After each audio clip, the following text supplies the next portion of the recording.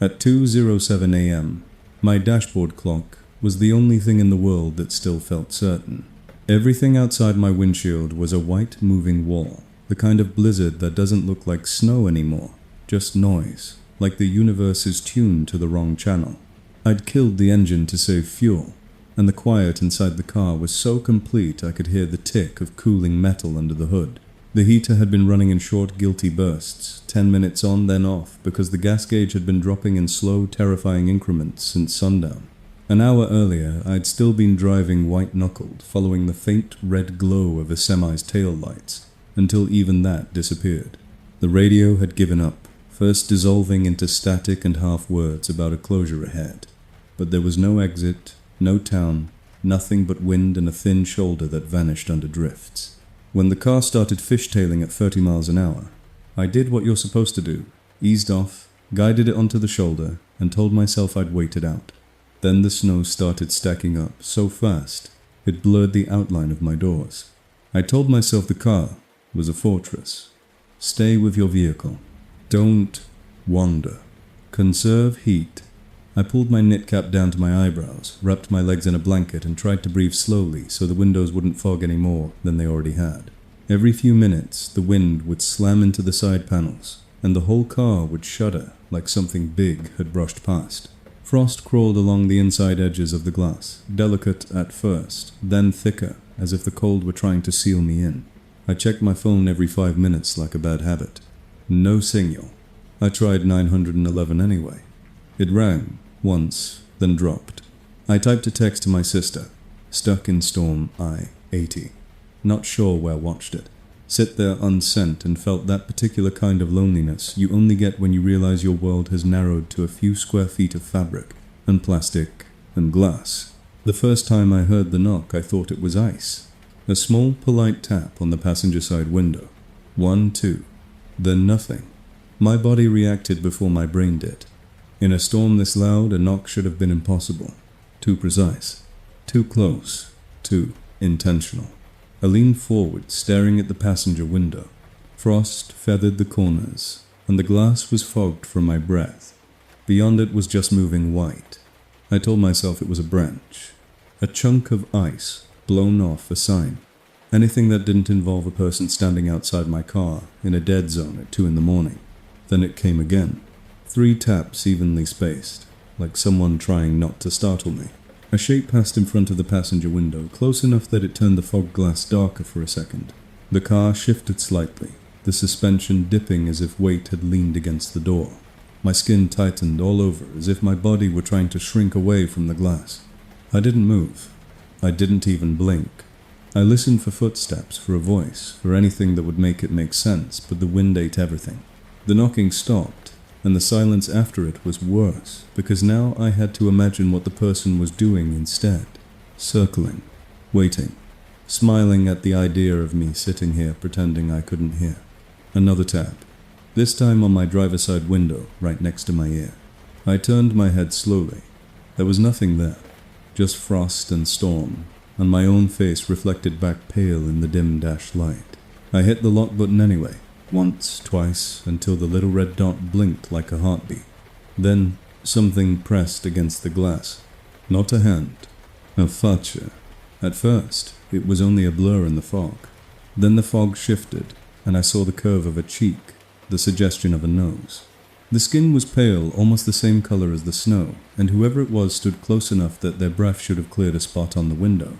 It didn't. The frost stayed perfect. No warm bloom. No human proof.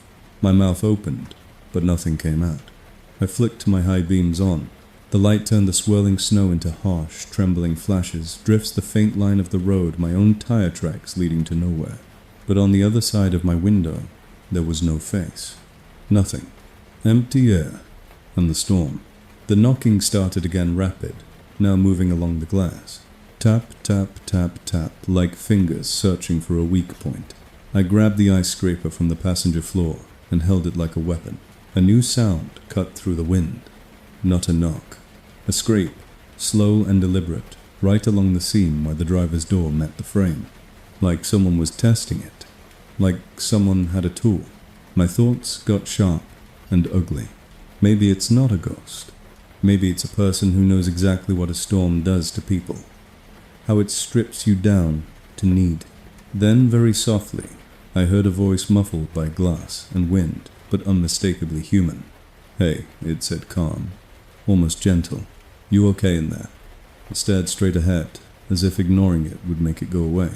The voice came again, closer, more confident. "It's getting bad. You can't stay in there all night. Roll it down just a little. I've got a blanket." A dark shape rose beside my driver's side mirror, right at the edge of my lights. An arm, a hand.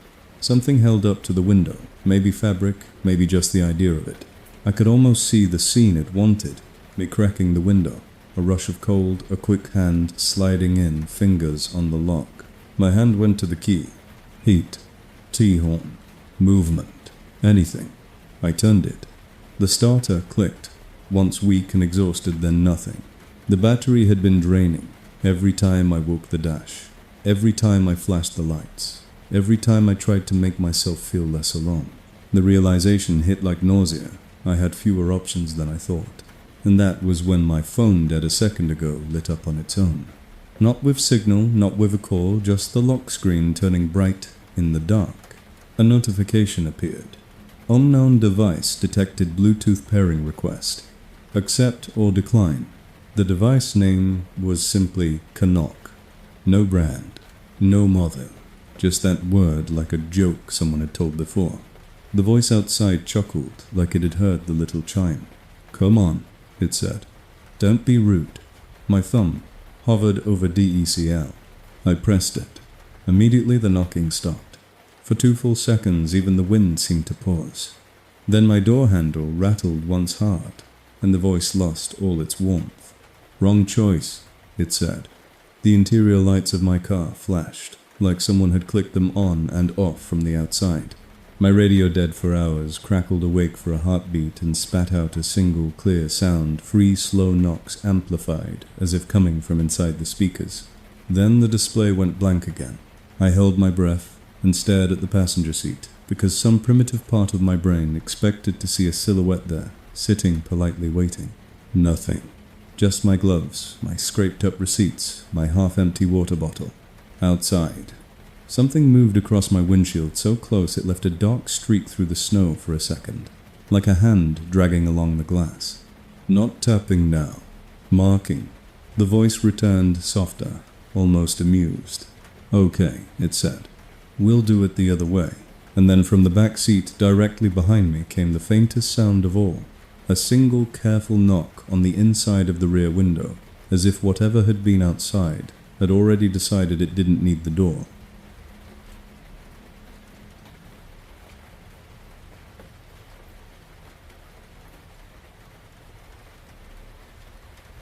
The second night I got stranded in a blizzard, I learned a rule nobody tells you until it is too late. In the cold, your breath becomes evidence. Every exhale fogs the glass. Every fingerprint smears. Every little sign of life announces exactly where the warmth is. I was driving home from a late shift on a 2-lane state highway when the snow thickened so fast it erased the lane markers. 1 minute I was following the faint white line at the shoulder. The next, the steering wheel went light, and the car slid sideways into a drift like it had been pulled. I tried rocking it out. Forward, reverse, forward again. The wheels spun and threw powder into the air like smoke. I got out once, and the wind stole my breath so hard I nearly choked, so I climbed back in and slammed the door, already shivering. My phone signal flickered between 1 bar and nothing. The call to roadside assistance failed. The call to 911 failed. After that, the screen was just a bright rectangle that reflected my face and did nothing else. So I stayed put.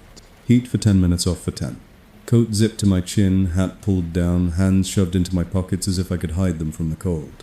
Frost crept inward from the corners of the windshield. I set an alarm every 20 minutes, so I would not drift into that dangerous warm-sounding sleep people talk about when hypothermia starts. Each time it buzzed, I forced my eyes open, flexed my fingers and counted my breaths and checked that my thoughts still made sense. I must have dozed anyway because I woke with that sudden certainty of being watched. The cabin was darker than before. My dash lights dimmed to almost nothing. My breath had fogged the inside glass and frozen into a cloudy skin. For a few seconds I couldn't remember where I was, only that I was cold and trapped. Then I heard it again, not loud enough to be wind, too rhythmic to be ice. A gentle pressure, like someone tapping with a fingertip. I turned toward the passenger window, and my stomach dropped. A face was pressed against the glass. Not a distant shape. A human face, flattened by contact cheek to window nose, smudged sideways, one eye open and staring into my car. The rest of the window was opaque with frozen breath, but around the face there was a clear oval, as if the person had been there long enough to melt the glass clean. Whoever it was stood close enough that I could see eyelashes leaving tiny melted tracks in the frost. My hand flew to the lock button, even though I knew the doors were locked. I hit it until the car chirped weakly. The face did not move. The eye did not blink. I could not see a hood, a coat, a scarf, just skin and an eye and the faint curve of a mouth. I whispered hello and hated myself for it because it sounded like permission. The mouth moved and a sound slipped through the glass that wasn't quite a voice, more like the wind forming syllables. Cold, it said. Or maybe it only sounded like cold because that was the word my brain expected. I grabbed my phone and aimed the camera at the window. On the screen, the clear oval was there, the frost was there, but the face was not. The place where the eye should have been was just blank, like the camera refused to acknowledge it. I lowered the phone and looked again with my own eyes. The face was still there, inches from me. A handprint appeared beside it, fingers splayed, pressing so hard, the frost cracked into delicate lines. Then the car rocked, once subtle, like someone leaned their weight against the door. The heater was off my breath, freezing faster, and the cruel part of me thought if I open the door at least the fog will clear, at least I will see. That was the thought that scared me most, because it felt like it wasn't mine. I turned the key. The engine coughed, then caught. The heater roared alive. I hit the horn, and the sound died immediately in the storm. I flashed my lights. The snow outside lit up, swirled, went dark. The face did not flinch. Then it smiled, small and crooked, like it found my panic amusing. And right where its breath should have fogged, the glass words began to form in the clear oval, traced by nothing I could see. Letters appeared one by one. Let me in.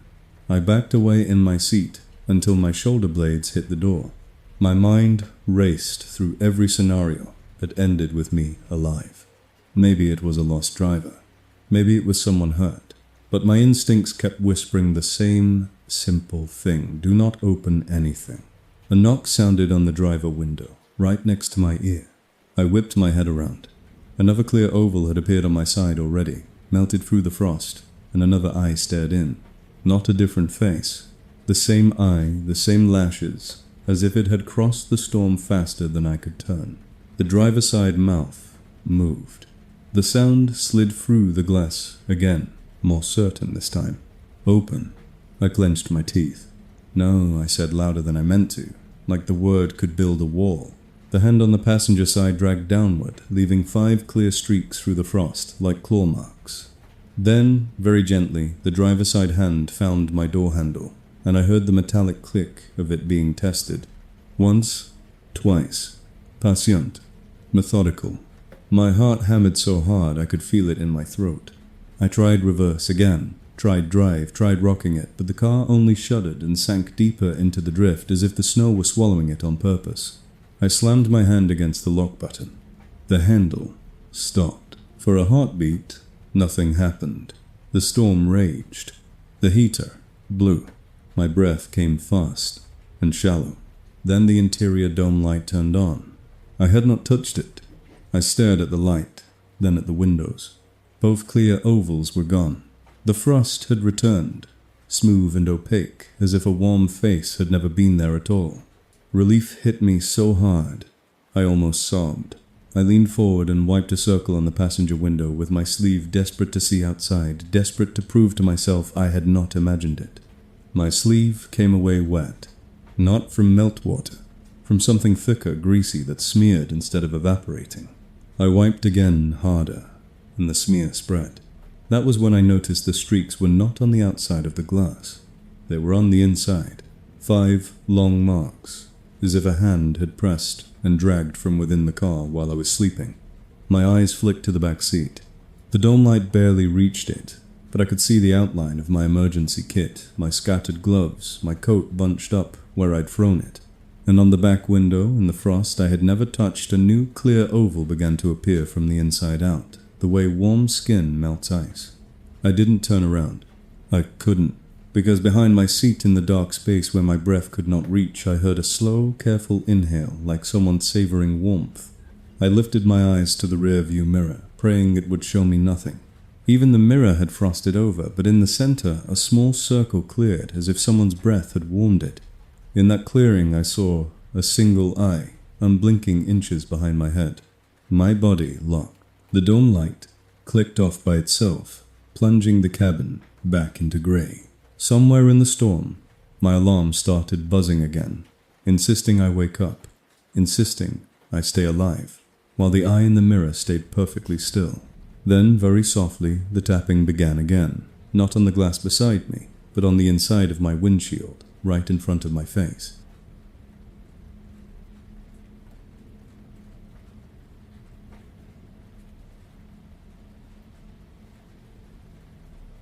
At 3:18 a.m., my driver's side door handle jolted like something had grabbed it and yanked, and the sound was so sharp inside the sealed cabin that it felt like metal had snapped in my teeth. I'd been stranded for hours on a county road that turned into a blank strip of white the moment the blizzard rolled in, the kind of storm that doesn't fall so much as a tack, coming sideways with enough force to rattle the glass. My car sat nose first in a drift I never saw coming. Half on the shoulder, half in what used to be the lane, and every time the wind surged, it pushed snow up against the doors like it was trying to mortar me in. I'd tried rocking out earlier, forward, reverse, forward, until the tires spun, slick and useless, and the traction control light blinked at me like a scolding eye. I'd tried shoveling with a plastic floor mat until the wind stole the breath out of my lungs, and my fingers went numb through my gloves. Now I was doing what every survival tip says to do, except none of the tips tell you what it feels like to watch your fortress slowly become a freezer engine, off to conserve fuel.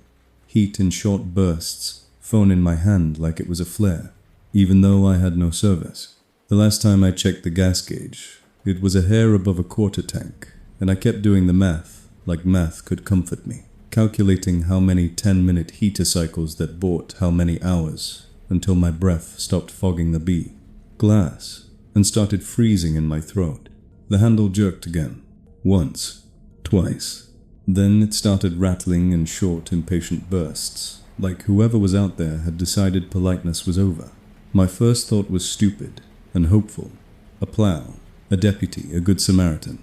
My second thought strangled the first one.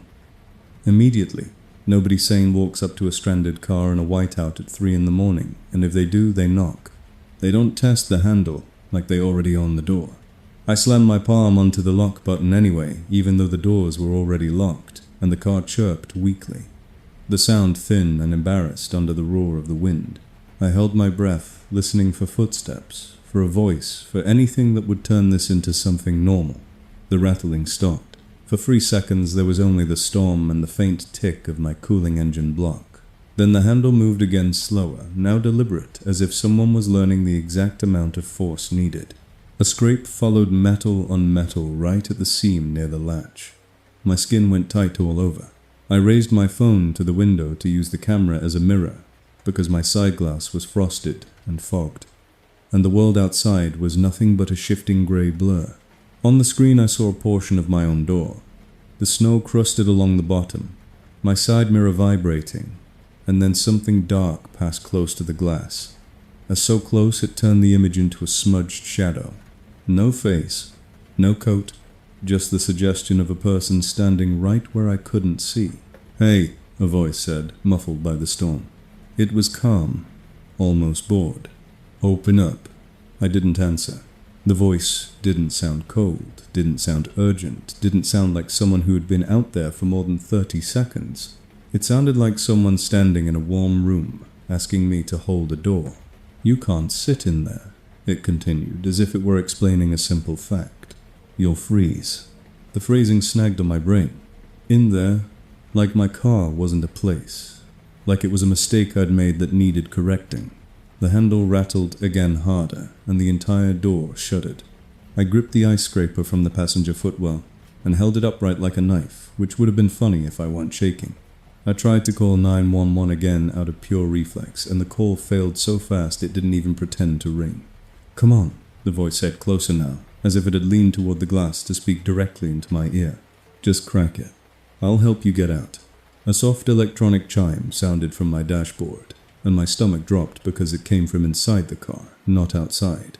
My infotainment screen, which had been dark since my battery saver kicked in, blinked awake with a pale blue glow.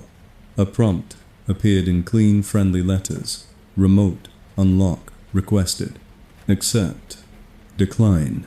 Under it in smaller text: source unknown device. I stared at the words until they blurred. My car didn't have remote start from an app. I hadn't enrolled in anything, and I was in a dead zone so complete my phone couldn't send a single text. Outside, the voice chuckled as if it knew exactly what I was seeing. "See it," said. "Easy." My thumb hovered over decline, and for a stupid half-second I thought about how fast the cold was winning. How my legs had started to ache with that deep, heavy numbness. How the car windows were frosting inward like a slow, patient hand. Then I thought about the handle, the testing, the scrape at the latch, and I pressed decline. Immediately, the outside handle rattled once in anger, and the voice lost its warmth like a switch flipped. "Wrong," it said, quiet and flat. The scraping returned more aggressive now, right where the latch sat.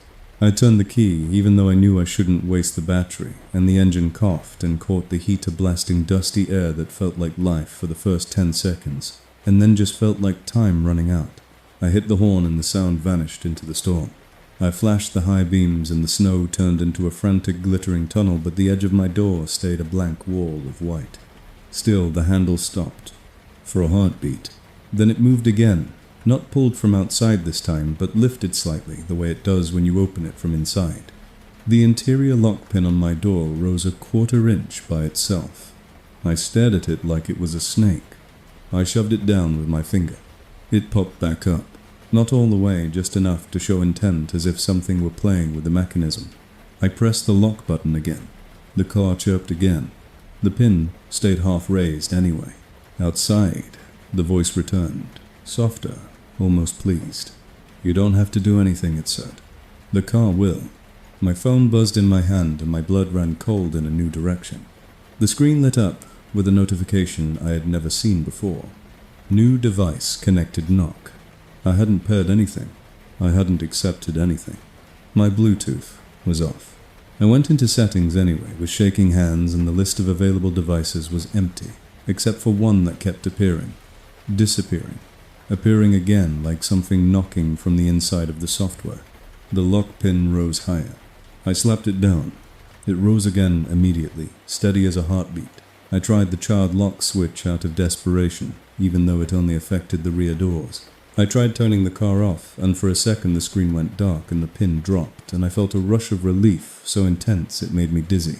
Then the dome light flickered once, and the infotainment screen blinked back on by itself, brighter now, and the same prompt returned as if it had never left. Remote, unlock requested.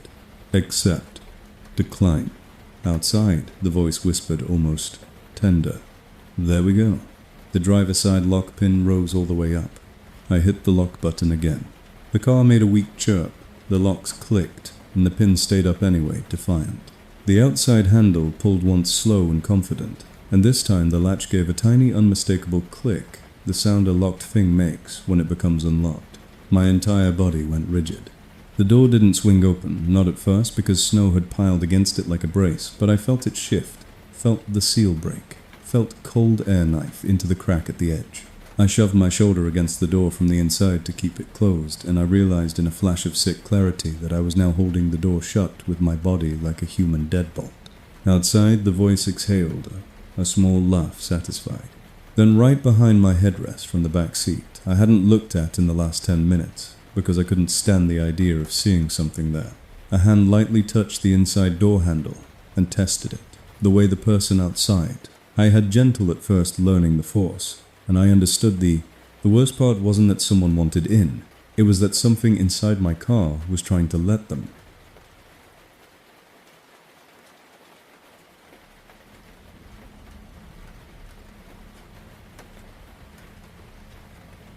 The first footstep sounded like a mistake, a single crunch in the snow that didn't match the rhythm of the wind, and it made every hair on my arms lift because it came from the one direction the blizzard shouldn't allow, right beside my car. I'd been stuck long enough that my sense of time had turned weird, stretched and thin, measured in heater bursts, and the slow fogging of my windows. The storm had buried the road so completely that my headlights no longer illuminated pavement, only a rolling wall of white that swallowed the beams like milk. I had the engine off to save fuel, and in the quiet between gusts, I could hear small internal sounds I'd never noticed before. The faint ping of contracting metal, the whisper of my own breath, the soft creak of the seat as my muscles tightened. Then came that crunch. Another. Slow. Heavy. Close. I froze, with my hands clenched around my phone, staring at the passenger window where frost had feathered the corners into lace. The footsteps moved forward along the side of the car, crunching in a steady pace that felt less like someone trudging through drifts and more like someone walking a hallway.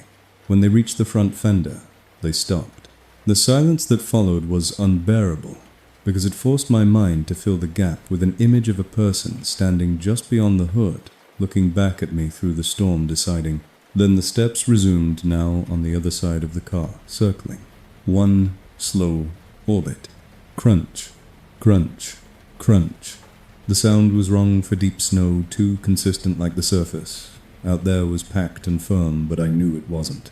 Earlier, when I tried to dig out my boots, had sunk almost to my ankles. Whatever was walking around my car wasn't sinking. That thought lodged in my throat like a splinter. I turned the key just enough to wake the dash without starting the engine, and the weak interior glow made the cabin feel smaller, more exposed. I aimed my phone camera at the side window, trying to see shapes through the fogged glass. The screen showed nothing but blurred gray and the trembling shadow of my own face. The steps completed their circle and stopped at my driver door, close enough that the whole car felt subtly heavier on that side, as if weight had leaned near the handle. I waited for a knock. I waited for a voice. I waited for the obvious human thing that would let me treat this like a person. Instead, the footsteps started again. Another circle, slightly faster. Crunch, crunch, crunch. They passed the trunk, then the passenger door, then the hood, like a predator testing a fence line. My breath fogged the windshield and then froze into a thin sheen. I realized I was holding my breath, so hard it hurt. I forced myself to inhale slow, shallow, because panic burns heat, and I couldn't afford to waste any more of my body than I already was. A third circle began, and this time, there was a second set of steps, lighter offset, as if someone else had joined. My mind tried to organize it into a scene that made sense. Two people maybe lost, maybe desperate, but the pattern didn't sound like two adults in heavy boots. It sounded like one heavy set and one careful set that never stumbled, never hesitated, never sank. The lighter steps moved closer to my window and paused. I felt more then heard a faint vibration on the glass, as if fingertips had brushed away snow. I flashed my high beams on for a second, and the world outside erupted into spinning white, but in the brief clarity, I saw something that made my stomach turn. Not a person, not a coat, not a face, but the clean arc of footprints around my car. Perfect rings stamped into the snow like a diagram. The prints were too clear, too deliberate, and they were close enough to the body panels that whoever made them had walked inches from my doors, hugging the car's outline, the way a blind person follows a wall. When I turned the lights off again, darkness collapsed back in, and the footsteps resumed as if the storm were providing cover. I tried my phone again, sending a text to anyone, to everyone, watching the little spinning icon fail and fail and fail. I was about to start the engine for heat, when a new fear cut through the cold, the tailpipe. I pictured exhaust building under the snow, carbon monoxide creeping in, while I sat here worrying about footsteps, and I forced myself to crack the window half an inch despite the cold. Air knifed in, immediately sharp and dry, and somewhere outside the lighter footsteps stopped, mid-crunch, as if it had heard the sound of fresh air entering my car, and understood it as an invitation. The heavy footsteps continued slower now, like they were listening too. I closed the window again. I told myself to stay still, to be silent, to become another inert object the storm could ignore.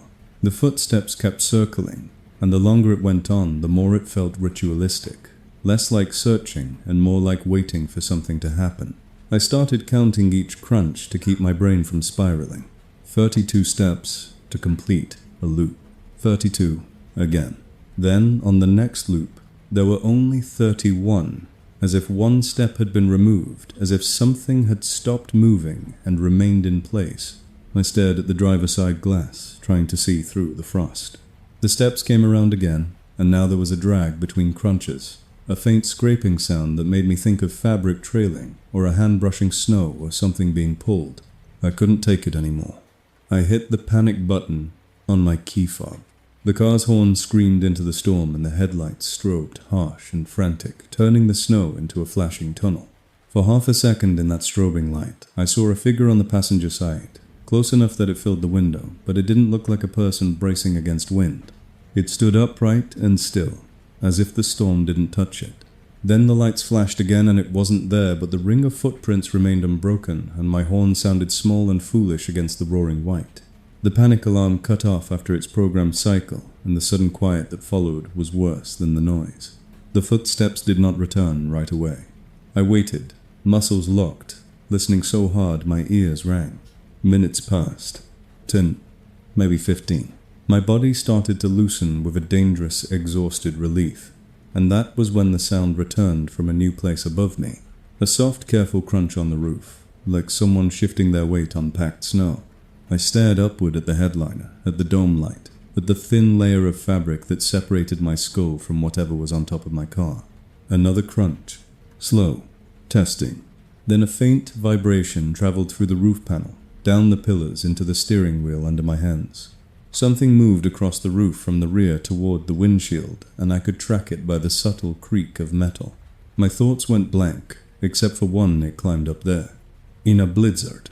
On a car half buried in drifts, like it knew the roof was the only part not blocked by snow. A gentle tap sounded against the top edge of the windshield, not on the glass beside me, but high near where the glass met the roof, as if fingertips were feeling for a seam. Then, incredibly, the sound of footsteps started again, but now they were all around me at once. One set on the roof, one set in the snow, circling in the old pattern below, crunching in time with each other, like a metronome. I realized with a sick lurch that the ring of prints wasn't just a path, it was a boundary, and I was the thing inside it. The roof creaked again closer to the driver's side now, and the car dipped slightly as weight shifted. My hand shook so badly I could barely get the key into the ignition. I started the engine, blasted the heater, and aimed the vents at the windshield until the glass began to clear in trembling patches. I needed to see. I needed one honest image. The defroster finally melted a small window through the frost, and I leaned forward, peering out into the storm. In the weak cone of my headlights, I saw the circle of footprints again, crisp and complete, and I saw something else that made my mouth go dry. There were no tracks leading to the circle, no wandering line approaching from the road or the type. Ditch, just that perfect ring around my car, as if it had been stamped there. The snow beyond it was smooth and untouched. The storm was loud, but inside the car, I heard one clear sound over everything.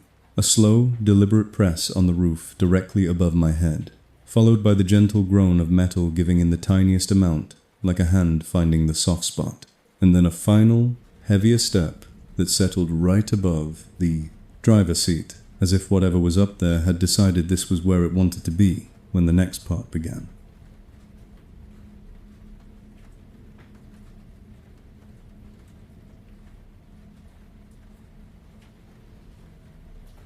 At 1:41 a.m. in the brief lull between gusts, I saw headlights bloom in my rearview mirror like two pale moons rising out of the storm. And for the first time all night, I felt something close to relief.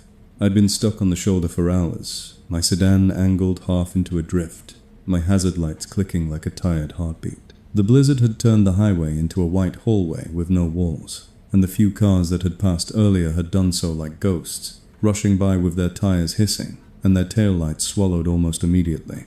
My phone had been dead since midnight, the last bar of battery sacrificed to one final useless attempt at calling for help. I'd been rationing heat in 10-minute bursts, watching the gas needle sink toward E, with the kind of slow dread you feel when you're counting down to a deadline you can't move. So when those headlights appeared behind me, steady and centered in my mirror, my mind snapped to the simplest story. Another driver saw me, another human presence, a ride, warmth, a radio that could reach someone.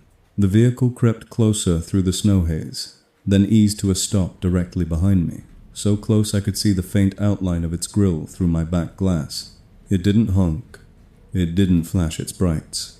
It just sat there, idling its beams, pinning my car in a cone of light that made the interior feel suddenly exposed, like I was on a stage. Through the rearview mirror I tried to make out details, but the glass was fogged and edged with frost, and the storm kept repainting the world. A shape, maybe an SUV, maybe a truck. Dark, large. I waited for the driver door to open for a figure to step out and trudge up with a hood pulled tight. Nothing moved. A minute passed. 2. The engine note behind me stayed even a low, patient hum. My hazard lights reflected off the snow and pulsed across the parked vehicle's hood, like a warning it refused to acknowledge. I cracked my window a hair, just enough to listen. The wind knifed in dry and sharp, and underneath it I heard the other car's engine steady, close, alive. Still no door, no footsteps, no voice. I raised my hand and waved toward the back window, a stupid instinct, like maybe the driver couldn't see me. In the mirror, my own pale hand rose and fell, and the headlights behind me didn't change. I tried to tell myself they were waiting for a break in the wind to get out, that maybe they were on the phone, that maybe they were scared, too. Then, my rear defroster, which I hadn't turned on in hours to save power, clicked on by itself.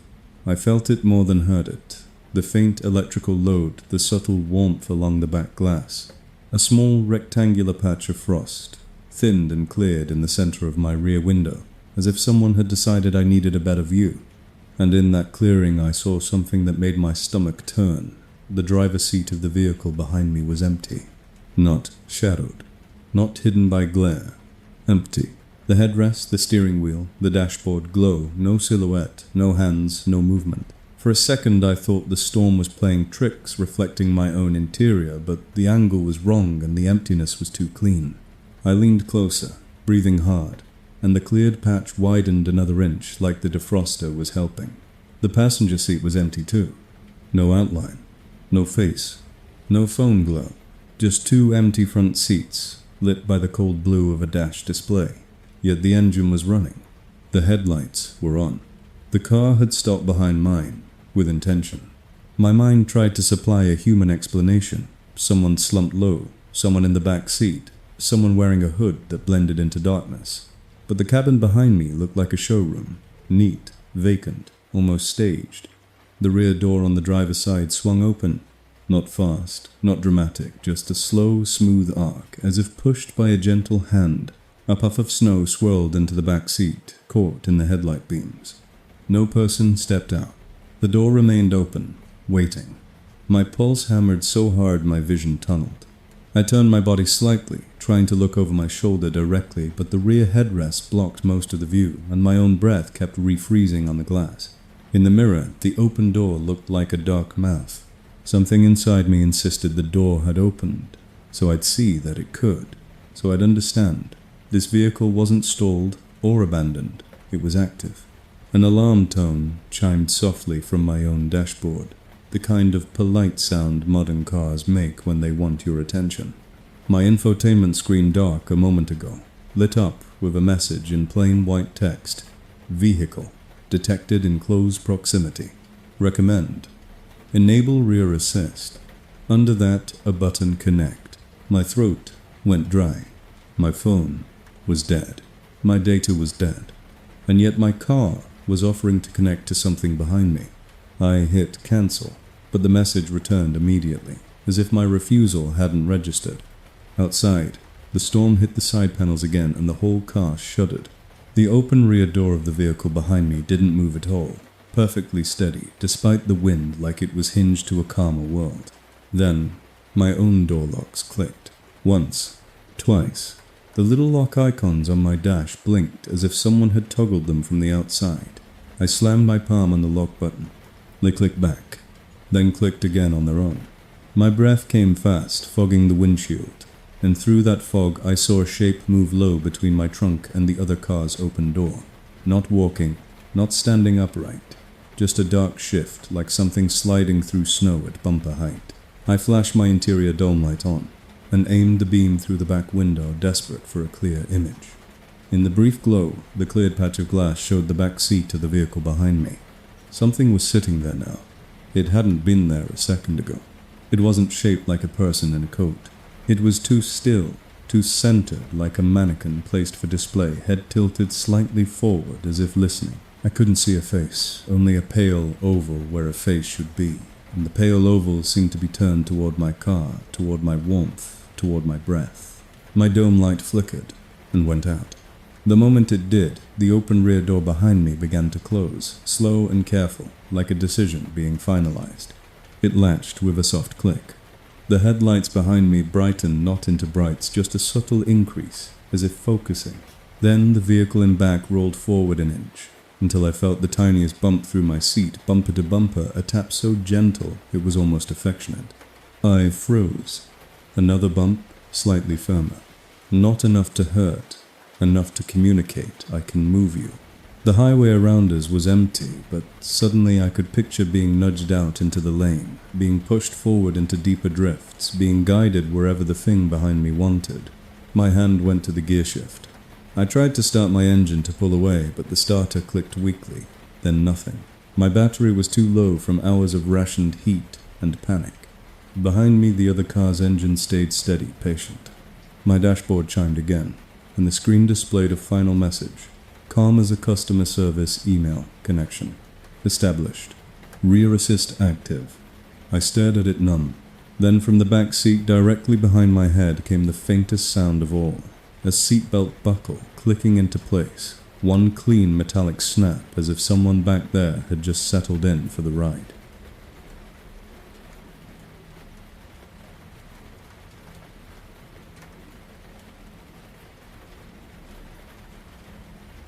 Morning arrived the way it always does after a night like that. Not with peace, but with the cruel illusion of it. When the sky finally paled to a dirty grey, and the wind dropped from a scream to a steady hiss, my first thought was that I'd survived the worst part. The heater had run its last 10-minute cycle before dawn and then died, and I'd spent the final hours wrapped in a blanket, listening for movement I couldn't prove. Now the blizzard had eased enough that my headlights reached something solid again. A shoulder, a faint ditch, lined the suggestion of trees bent under snow. I pushed the lock pin down, then up again testing because I didn't trust my own car anymore. It obeyed, and that small obedience made me brave. I cracked the driver door. It opened only a few inches before it hit packed snow, and cold air rushed in so hard it stole my breath. For a second I just stared at the narrow wedge of daylight, waiting for a voice to say my name. Waiting for a hand to grab the edge and yank it wide. Nothing. Only that muffled stillness after heavy snowfall, the kind that makes every sound feel far away. I shoved the door harder until it ground through the drift. Then I climbed out boots, sinking immediately. The highway was empty in both directions. No tire tracks besides my own half-buried path from the night before. No parked car behind me. Just clean snow piled in smooth waves, and my car sitting there like a stranded animal. I stared at the space behind my bumper for a long time, trying to reconcile it with the memory of headlights, and that gentle bump trying to convince myself I'd dreamed it in the hungry hours. When hypothermia makes your brain write its own stories. Then I noticed the roof. Across the top of my car, pressed into the snow that had accumulated overnight, were handprints. Not smears, not dents. From falling branches, handprints. Crisp and deliberate, 5 fingers each, spaced at intervals as if someone had crawled across the roof, using their hands like feet. They began near the rear windshield and moved forward in a straight line toward the front edge, as if whatever made them had traveled from behind me to above my head. I stepped closer, and the impressions were so clear in the weak morning light that I could see the ridges where fingertips had dug in. What made my stomach turn wasn't just that someone had been up there. It was the orientation the fingers pointed backward toward the rear window, as if whatever crawled across my roof had been moving forward while facing the other way, like it didn't need to look where it was going. I forced myself to look for footprints in the snow beside the car because logic demanded tracks, and approached the messy evidence of a human body moving through drifts. There were none. The snow around my car was smooth, except for my own boot prints from stepping out. Only those handprints above me preserved like a message. I walked a slow circle around the car anyway, forcing my boots through the powder because my brain needed to confirm the impossible from every angle. The snow beside my doors was piled high, but undisturbed. No scuffs where someone would have stood to work. A handle, no knee marks where someone would have crouched. Along the driver's side window, the frost was intact, except for a single clean crescent at eye level like a cheek had rested there long enough to warm the glass and then vanished before leaving breath. On the rear windshield, half buried under new snow, there was a narrow cleared strip, the exact width of my defroster line, as if it had been activated while I slept, giving whoever watched me a better view of my face in the mirror. I reached up and brushed the roof with my glove, and the snow crumbled away in a soft sheet, revealing more prints than I'd seen at first. Not just a straight line, but overlapping palms, as if the thing up there had shifted its weight for hours, repositioning, settling and waiting. In one spot, the snow was pressed so hard it had turned to ice, and embedded in that ice were tiny parallel ridges, like the grooves of fingertips, too sharp to belong to a gloved hand. My stomach tightened as I realized the prints hadn't been made once and preserved. They'd been refreshed, again and again, like a habit. My gaze snagged on the hood. Near the base of the windshield, there were 2 more handprints pressed into the snow, as if someone had leaned down to look through the glass, and between them, a shallow oval depression, the size and shape of a face. I didn't want to connect those dots, because connecting them meant accepting that something had been on my hood forehead against my windshield, inches from my sleeping face. I stumbled to the passenger side and wiped a circle in the frost to peer inside. My blanket was there, my empty water bottle, my phone dead and black. And on the inside of the passenger window, in the fogged residue, there were 5 streaks dragged downward from the top of the glass. From the inside, I yanked the passenger door handle in a burst of panic, and the door opened easily, too easily, like it had never been buried at all. Cold air poured into the cabin, and the smell hit me immediately. Not the clean sharpness of snow, but something stale and damp, like wet fabric left in a closed trunk. I leaned in, scanning the seats and footwells, expecting to see a footprint, a dropped glove, anything that would make the night real in a way I could fight. Nothing. Then I saw the condensation on the inside of the windshield, right where the defroster vents pointed. Someone had ridden in it with a fingertip, slow enough that the lines were thick and certain. You left it running. My eyes snapped to the dashboard. The key was still in the ignition, turned to off. The car was silent, but the gas gauge needle, which had been hovering just above empty when the heater died, now rested hard at the bottom, as if it had been drained completely. Beneath the message, a second line appeared as my breath warmed the glass. Thank you. I didn't write that. I backed out of the car and looked at the roof again, at the backward hands, at the line of impressions, leading to the front edge like a trail across a frozen lake. The last set ended right above the driver's seat. In the snow at that spot, pressed deeper than the rest, were 2 small round indentations side by side, like knees, like something had knelt there, as if it had been waiting above me for hours while I rationed heat and convinced myself the storm was my only enemy. I fumbled my snow brush from the trunk and tried to clear around the tailpipe, digging a small tunnel so I could start the engine without poisoning myself. The moment I cleared a pocket of air, the snow inside it collapsed inward from above, as if something had pressed down on the drift with a palm. A fresh handprint appeared on the roofline edge, where my brush had just been wet and dark against the white, like it had been made seconds ago. I stepped back so fast I nearly fell, and in the sudden quiet I heard a single soft tap from inside the car high on the glass. In the distance far down the highway, I finally heard a real engine, maybe a plow, the sound faint but human and steady. I should have felt relief. Instead, I felt a rush of fear, so pure, it tasted metallic, because as that distant engine grew louder, one of the handprints near the front edge deepened by the slightest amount, as if something invisible had just placed its palm there again, to watch the rescue arrive.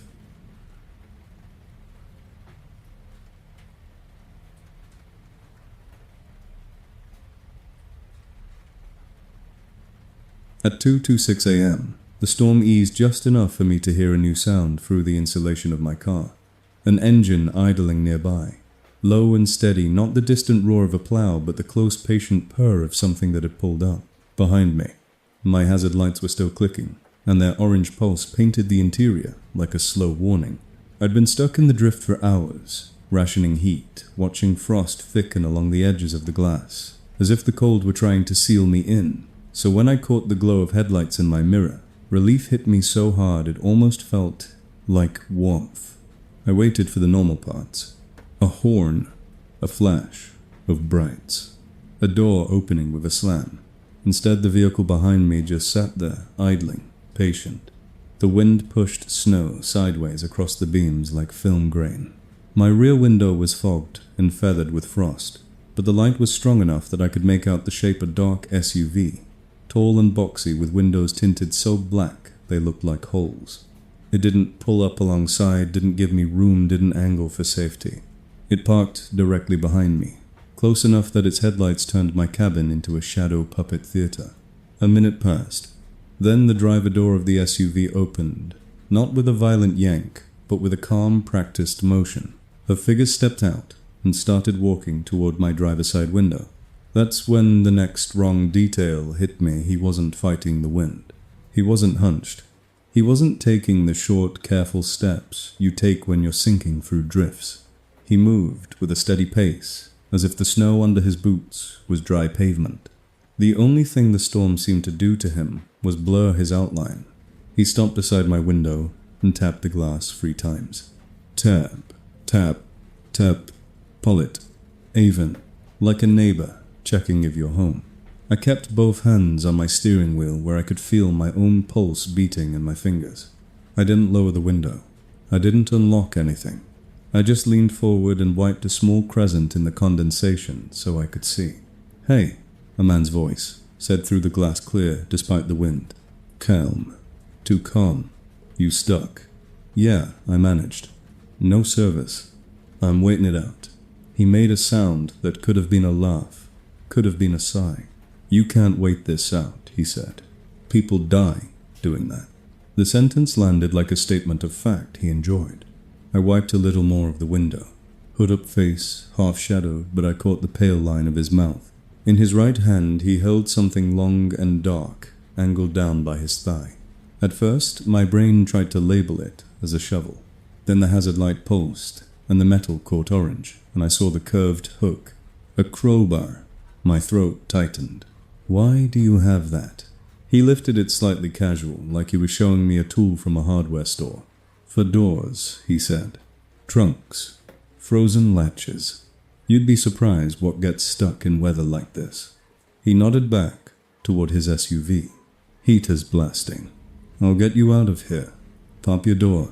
"I'm not opening my door," I said, and hated how small it sounded in the sealed cabin. He tilted his head as if listening to something I couldn't hear. "Okay," he said, softer. "Crack your window then. Just a little, so I can hear you better." The wind's loud. The request was normal. The logic was good, and every part of me screamed no.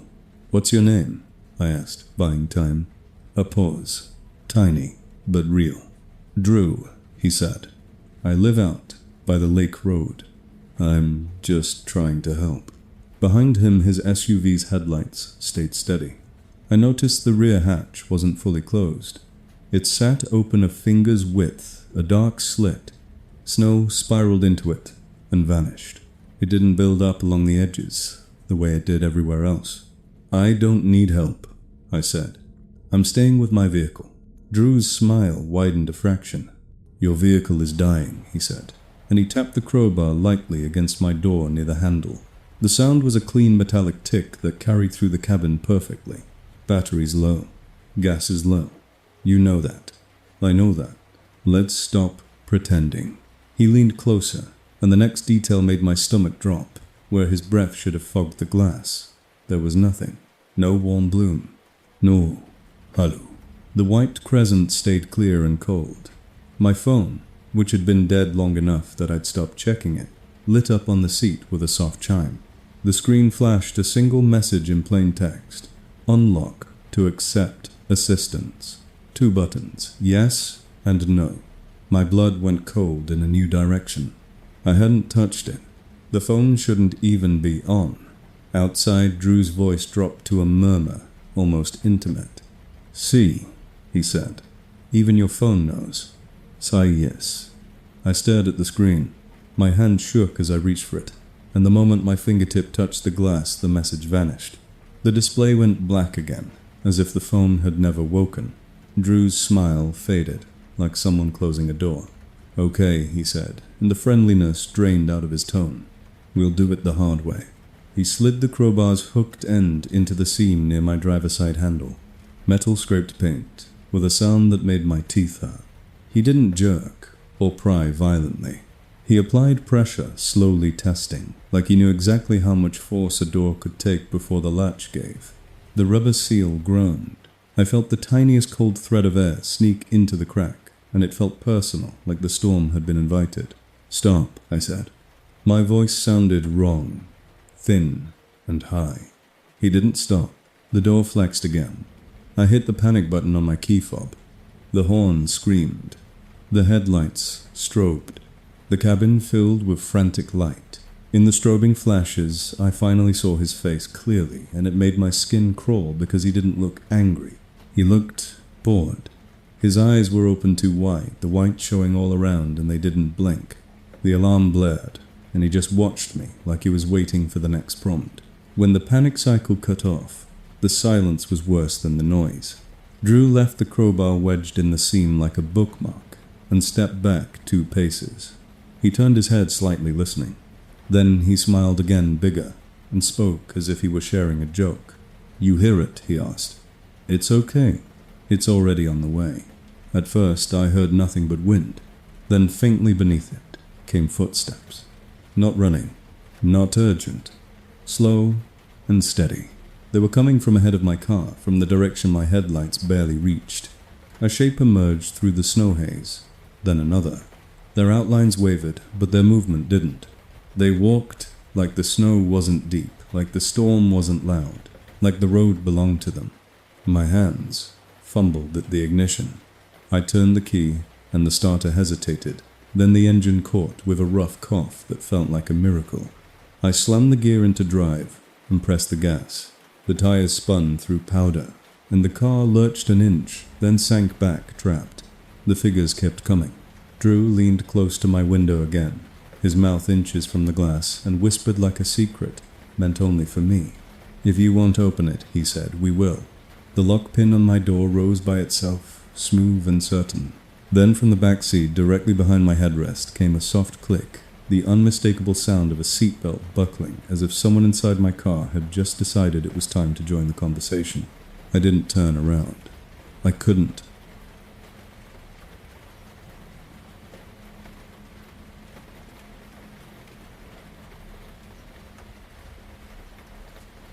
The scratching started around 4:03 a.m., right when my exhaustion had settled into that dangerous calm where your thoughts stop racing and your body starts negotiating with sleep.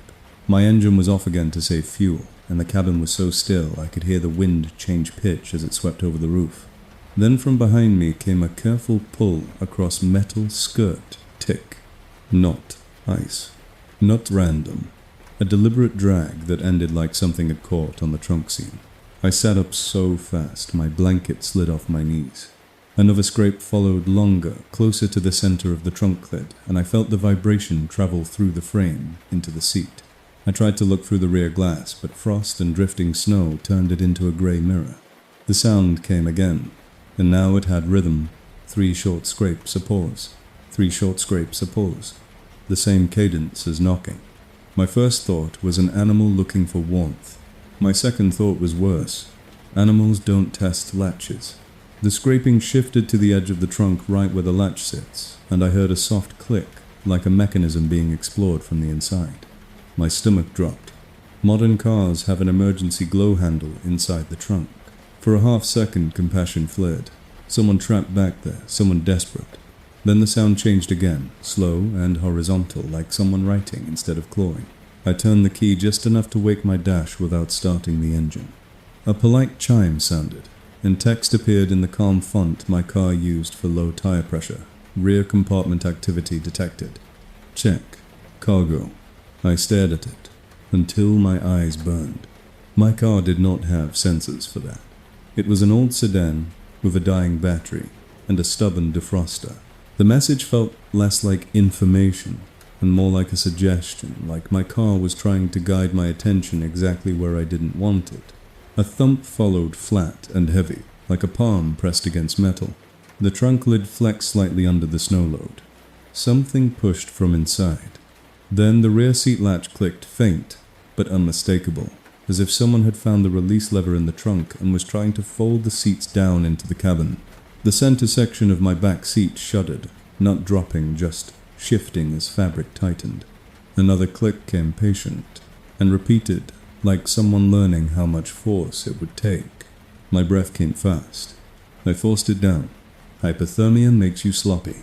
Panic makes you open things you shouldn't. I gripped the ice scraper like a weapon and aimed it toward the back seat, even though there was nothing to stab. "Who's there?" I whispered, and my voice sounded wrong in the cold. No answer. Just a soft scrape along the trunk again, and then fingertips light and patient, tapping from inside the sheet metal, as if tracing the outline of the car, searching for the thinnest place between us. The trunk release button on my door lit up brighter than it should have, and pulsed once like an invitation. A thought slid into my mind. Clean and tempting open it just to check. You can slam it shut again. You can be in control. That thought scared me more than the scratching because it didn't feel like mine. I stared at the button until my eyes watered, and in that moment the tapping changed into a slow drag left to right, as if whatever was back there wanted me to imagine letters being formed on the inside of my trunk. I hit the panic alarm. The horn screamed. The headlights strobed. In the strobing flashes, the scratching stopped. The pressure behind me vanished. For a few seconds I felt raw relief, the kind that makes you laugh without meaning to. Then the alarm cut off, and the scraping returned immediately faster, now angry, circling the center of the trunk lid like something impatient. The rear seat latch clicked once more, and the trunk lid creaked, not opening, just shifting under the weight of snow. I started the engine just for the vibration and heat. The heater wheezed to life. The defroster began melting a small window in the windshield, and the storm outside looked the same as before, blank and endless. Behind me, the scratching kept going, stubborn, as if it had all the time in the world, and I was the one running out. I didn't open anything. I sat there with my hands locked around the wheel, listening to the sound of my trunk and telling myself that whatever was back there could not reach me without my help, and I refused to help it. When dawn finally thinned the blizzard into a grey curtain and a real plow came through, it felt like waking from one nightmare into another. The driver stopped, radioed my location, and helped pull me free with a chain. I never mentioned the trunk. I just nodded, thanked him, and followed his tracks to town like I was afraid the road would close behind me. Under bright gas station lights, with other cars and other people around, I finally forced myself to open the trunk. It popped with a soft click, and a breath of air rolled out that smelled stale and damp like wet fabric kept in a sealed bin. The trunk was empty. No person. No animal. No bag. Just my spare tire, my emergency blanket, and a scattering of salt granules. But the underside of the trunk lid was scored with scratches deep enough to cut through the frost and into the paint.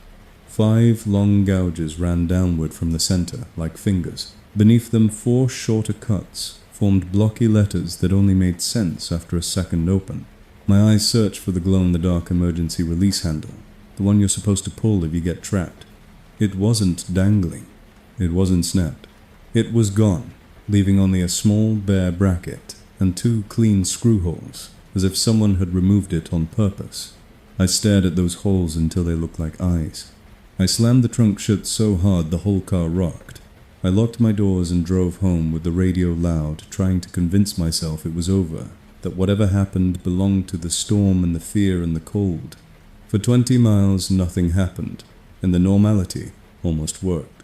Then, on a clear stretch of road, my dashboard chimed softly, and a warning flashed. Trunk ajar. I felt my blood freeze. I pulled over, got out, and checked. The trunk was fully closed. I pressed it anyway until it latched with a dull thud, and the warning disappeared. 2 miles from my apartment, sitting at a red light in dry, ordinary air, I heard it again, a soft, careful scrape from behind me, faint but unmistakable like nails testing paint. It came from the trunk, and it came with the same patient rhythm as knocking. Skrrt, tick, skrrt, tick. The light turned green, and the scraping stopped, as if whatever was back there could sense movement. In my apartment parking garage surrounded by concrete and fluorescent lights, I sat with the engine off and listened. At first there was only the cooling tick of metal. Then from somewhere behind me came a gentle thump, like a knuckle against sheet metal. 1, 2, 3. My dashboard, dark a second ago, flickered once, and for that brief instant the trunk icon glowed like a tiny warning sign. The trunk release button pulsed again, inviting and patient, and I understood with sick clarity that the storm hadn't created the sound. It had only given it privacy. Behind me, the trunk answered with one last scrape, slow and deliberate like it was signing its name in the dark.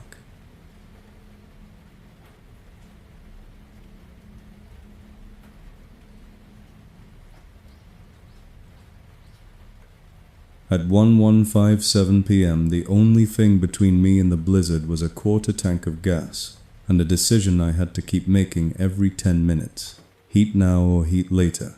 My car had died on a long, empty stretch, where the highway dipped through a tree line, and the snow came in sheets so thick the headlights barely reached the hood. One moment the engine was fine, the next the temperature warning flashed, the cabin fan sputtered, and then everything went quiet, except the wind hammering the body panels. I popped the hood once, took 3 steps into the storm, and the cold hit me like a fist. The wind drove snow up my nose and into my eyes. I slammed the hood back down, without even looking, because what was the point? I couldn't fix anything out there. I climbed back into the driver's seat, locked the doors, and watched my phone hunt for signal until the battery icon looked like a dying ember. When the phone finally went black, it felt like losing the last witness.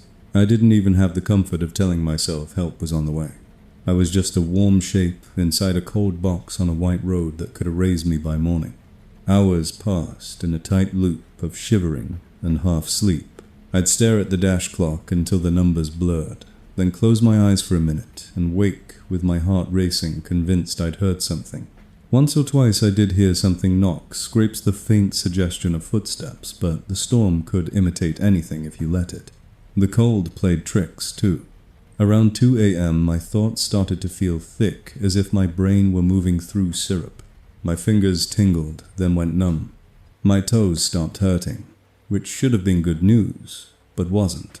Hypothermia doesn't always feel like panic. Sometimes it feels like relief. It feels like giving up is the sensible option. I knew that. I'd read it, and I still felt the warmth of the idea creeping in. That was when I saw him. At first it was just a shape at the edge of my headlight beams, standing on the right shoulder where the snow drifted into the ditch. He looked like a man in a dark coat, tall and perfectly still, facing my car as if waiting. The sight snapped my mind back into focus, with a jolt of adrenaline. A person.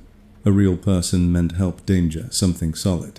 I fumbled the flashlight app on my dead phone, out of habit, then remembered it was useless. I turned my high beams on.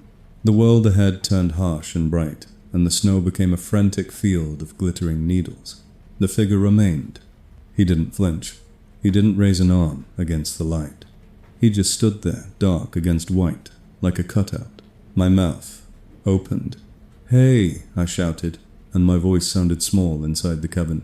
The figure tilted his head a fraction, the only movement, and my skin crawled because it was too slow, too precise, like a puppet being adjusted. Then he lifted one arm and pointed not at me, but down the road ahead toward the direction I'd been driving before the car died. He held the point for 3 seconds, then lowered his arm and turned his body slightly, as if inviting me to follow.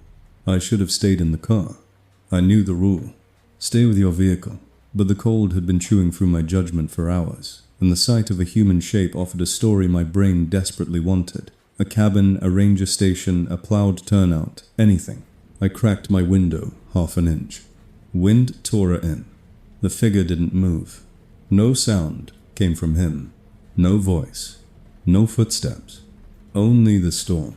I told myself he might be too cold to talk, might be disoriented, might be signaling silently to save breath. I told myself a lot of things. I unbuckled my seatbelt and grabbed my coat and cracked the door. The snow had piled against it, but I forced it open with my shoulder until it grated free. The cold hit my face so hard it made my eyes water instantly. I stepped out, boots sinking. In the headlight glow, the figure was clearer now, a man in a long dark coat, no hood, hair, dark and wet-looking, hanging flat. His face was turned slightly away, so I couldn't see features, only a pale strip of cheek. He stood about 20 feet ahead. I took one step toward him. My foot sank deep, and the effort of pulling it free made my legs feel heavy and slow. I took another step. He didn't move.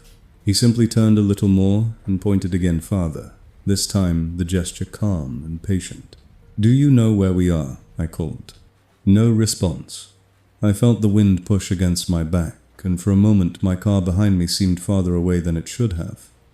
Its interior light, a small yellow dot in a huge field of white. The figure started walking, not trudging, walking with long even strides, like the snow was shallow. He moved down the road and the storm swallowed his legs, then his waist, then most of his coat until only his upper body was visible, gliding forward like a shadow. Panic and hope tangled in my chest. I followed, dragging through drifts, each step harder than the last. The cold clawed at my lungs. My fingers went stiff around my coat collar. The figure kept an impossible pace, without seeming to try. I stumbled. When I looked up again, he had stopped and turned fully toward me for the first time. In the headlights spilling from behind, I saw his face clearly, and my stomach dropped because he wasn't looking at me like a person. His eyes were too dark, the pupils wide, and the skin around them looked gray, almost waxy, as if blood had left long ago. His lips were cracked and slightly blue, but the worst part was the smile, small, polite, the same smile you'd give someone you were about to trick. He lifted his hand and beckoned, curling his fingers toward himself. "Come closer." My legs froze in place. I turned my head back toward my car, and the distance made no sense. It was farther than 20 feet, farther than I could have walked in that time. The headlights looked dim as if seen through a tunnel, and the road between us was smooth, untouched, like no one had walked it at all. No tracks, not even my own. My heart hammered as I looked down at my boots. They were half buried, but the snow around them was unmarked, as if my feet had simply appeared here. The figure's smile widened, as if he enjoyed the moment of understanding. He took a step toward me, and his boots did not leave prints. "Warm," he said, finally speaking, and his voice sounded like air moving through a vent. "You can be warm." My hand shook so badly I could barely zip my coat. My brain screamed at me to run back to the car, but the cold had made my muscles slow, and the fear made them slower. The figure raised his arm and pointed again, not down the road this time, but directly at my chest, like he knew exactly where the heat was stored inside me. Behind me, somewhere in the storm, my car horn honked once one short blast, like someone had leaned on it from the inside. The sound snapped me. I stumbled backward, then turned and ran. Boots, dragging lungs, burning the cold, biting my cheeks so hard it felt like teeth. The headlights grew brighter as I neared, and for a moment I tasted relief. Then I saw the driver door of my car, standing open wide, welcoming interior light, glowing like a warm mouth. I hadn't left it open. I knew I hadn't. A dark shape sat in the driver's seat still and centered, and it turned its head toward me as I ran, as if it had been watching me leave and was pleased to see me return. In the storm behind the man, in the dark coat, stood perfectly still, smiling, and lifted one hand in a small wave like he was saying goodbye, or good luck. I lunged for the open door, slammed it shut, and hit the lock button until the car chirped. My breath came in ragged bursts, fogging the glass. I looked at the driver's seat. It was empty. The open door's latch clicked on its own twice, as if testing.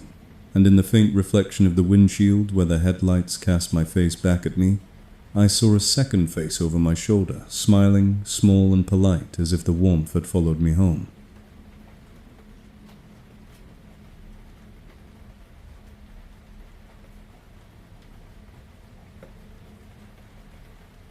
The first time I ran out of gas in the dead zone, I thought the worst thing would be the silence. I was wrong. The worst thing was how quickly the car stopped feeling like mine. The needle had been flirting with empty for an hour, and every time the heater kicked on, I felt like I was spending a currency I couldn't replace. I'd tried to be smart. Engine on for 10 minutes, off for 20, trying to balance heat against fuel. But the storm didn't care about my math. Snow piled along the rocker panels, and hardened building a white wall against my doors.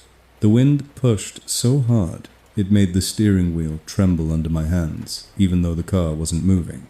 When the engine finally sputtered, the sound was so small it was almost embarrassing. A few uneven coughs, and then a clean final stop. The dash lights dimmed, and then steadied on battery. The fan died. The cabin temperature dropped immediately, the heat bleeding out through glass and metal like water through a sieve.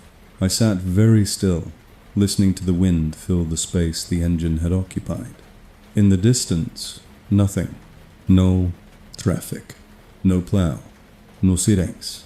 The highway had become a closed system. Snow, wind, and me. I tried my phone again, out of reflex. No service. I tried turning on airplane mode and off the desperate ritual of people who want to believe they can conjure bars. Nothing. My fingers shook, but not just from cold. From the reality that now, I couldn't even warm myself in bursts. Every survival article I'd read ran through my head. Stay in the vehicle, signal for help. Keep the tailpipe clear. Don't fall asleep. The cruel part was that now the rules were harder because the car had lost its one-power heat. I pulled my coat tighter and wrapped the blanket around my legs until it cut off circulation. My breath fogged the windshield and then froze in a thin film. I tapped the glass absent-mindedly and watched my fingertip leave a clear spot that immediately frosted over again. Time passed in weird chunks. My thoughts started to drift. I found myself staring at my own hands, fascinated by how pale my knuckles looked, how slow my fingers moved. That was when the sound came, a vehicle approaching. Not loud, not fast. A steady, low rumble that grew through the wind, like a promise. Relief hit me so hard, I almost cried. Headlights appeared through the white curtain, 2 bright points that got closer, then slowed, then stopped, ahead of my car, angled slightly so the beams cut across my hood. A truck. I could see the outline of a pickup bed, tall tires, the faint orange glow of side markers. For a second, normal life crashed back in. Someone had found me. Someone could call for help. I threw my hazard lights on, and the bulbs blinked weakly, the battery already tired. The pickup's driver door opened. A figure stepped out and walked toward my window. My heart pounded. I fumbled with the lock, then stopped. Wait. Be careful. The figure came into the edge of my headlight glow, and something about the movement made my stomach tighten. The steps were too smooth, too even.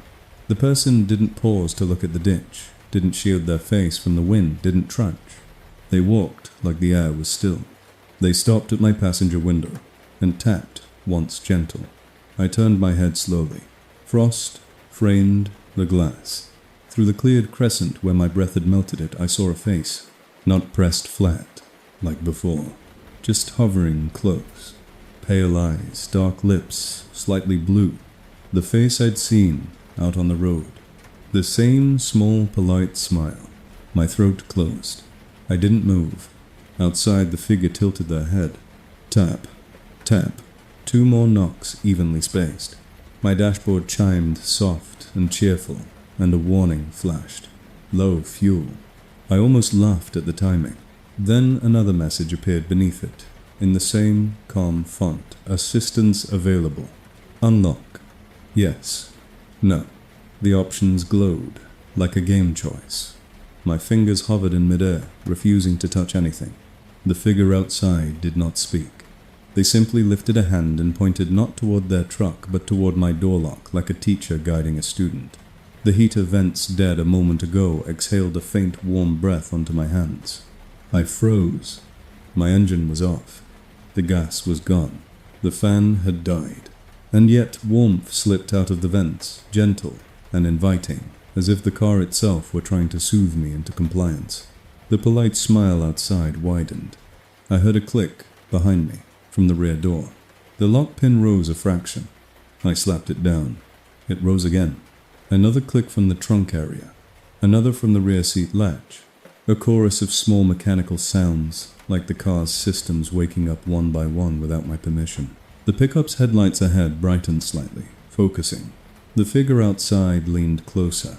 This time, where its breath should have fogged the window, there was nothing. The glass stayed perfectly clear and cold, as if it was pressing a dead face against it. I shook my head, whispering, "No." The vents breathed warmer for a second, almost comforting, and the thought arrived in my mind, clean and calm. If you open the door, you won't be cold anymore. That thought scared me more than the storm because it sounded like my own inner voice. My hands fumbled for the door handle, not because I wanted to open it, but because panic makes you do stupid things and my brain was slipping.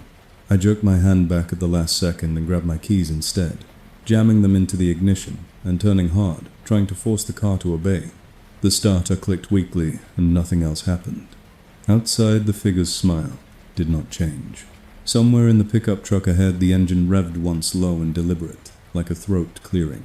Then from inside my own car, from the back seat, directly behind my head, came a soft whisper, close enough that I felt breath on my ear, warm and damp, and undeniably human. Say yes. I didn't scream. I couldn't. My lungs were frozen, my throat locked. I turned my head a fraction, trying to see the back seat, and the interior dome light flickered on by itself. The back seat was empty. The whisper came again, closer, playful now, like someone leaning over my shoulder to look at the screen with me. "It's okay," it said. "You don't need gas. You just need to open it." Outside, the figure at my window raised its hand and tapped the glass once more, gentle as a lullaby. In the reflection of my passenger window, I saw my own face wide-eyed and pale, and behind my reflection, faintly, a second face smiling over my shoulder, polite and patient, as if the warmth in the car had finally found a way to sit beside me.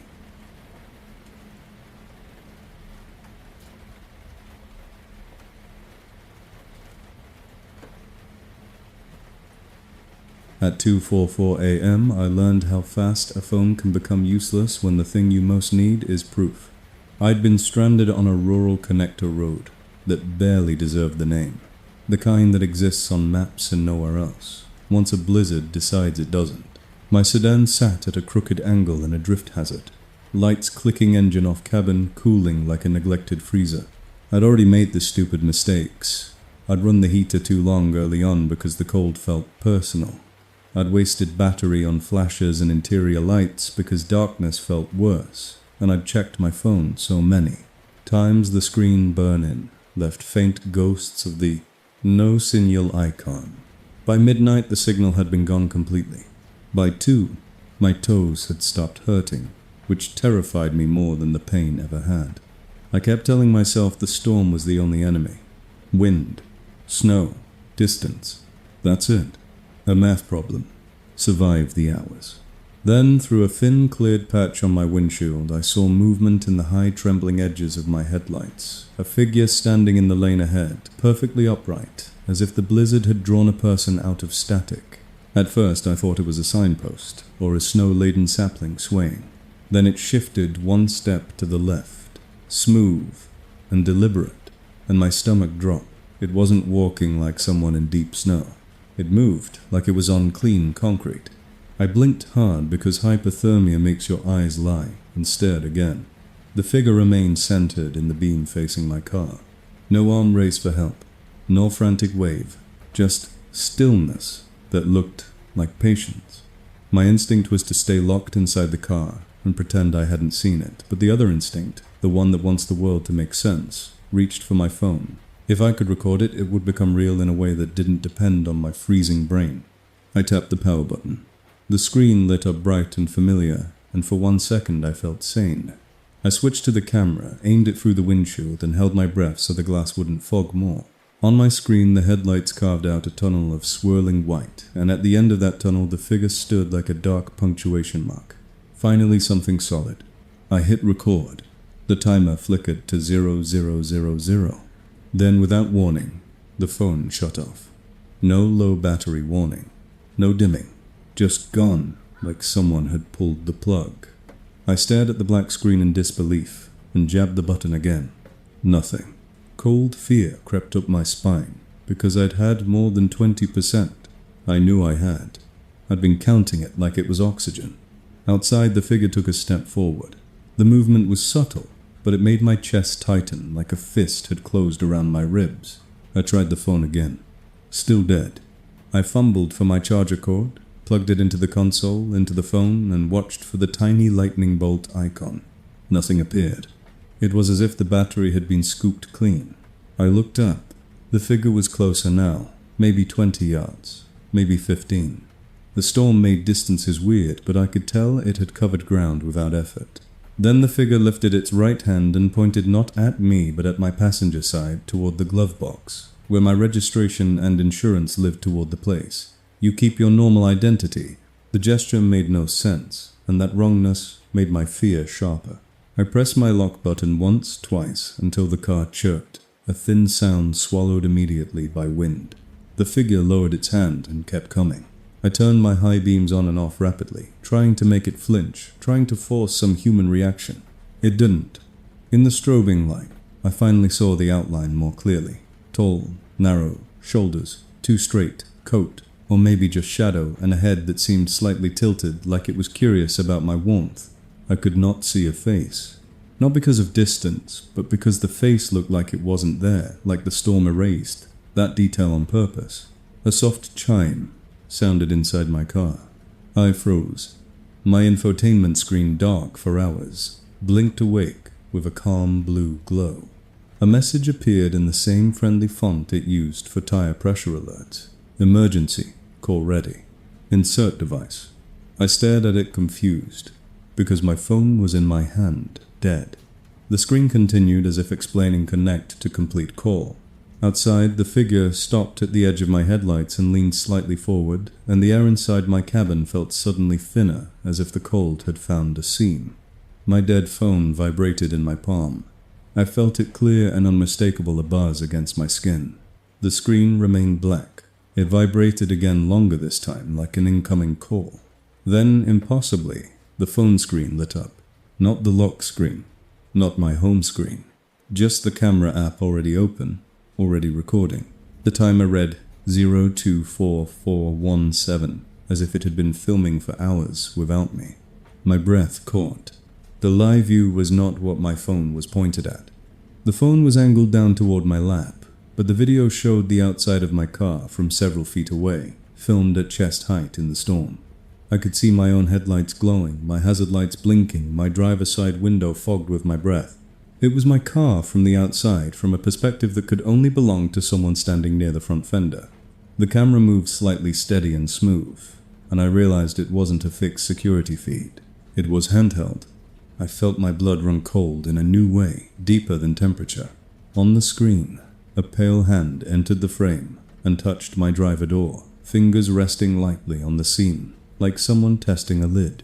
I jerked my eyes up from the phone to the windshield. The figure was still out there, but now it was closer to the driver's side, just beyond the beam's edge, exactly where the phone's outside view suggested. I looked back down. The pale hand on the screen slid upward and pressed against the glass, right where my face would be if I leaned forward.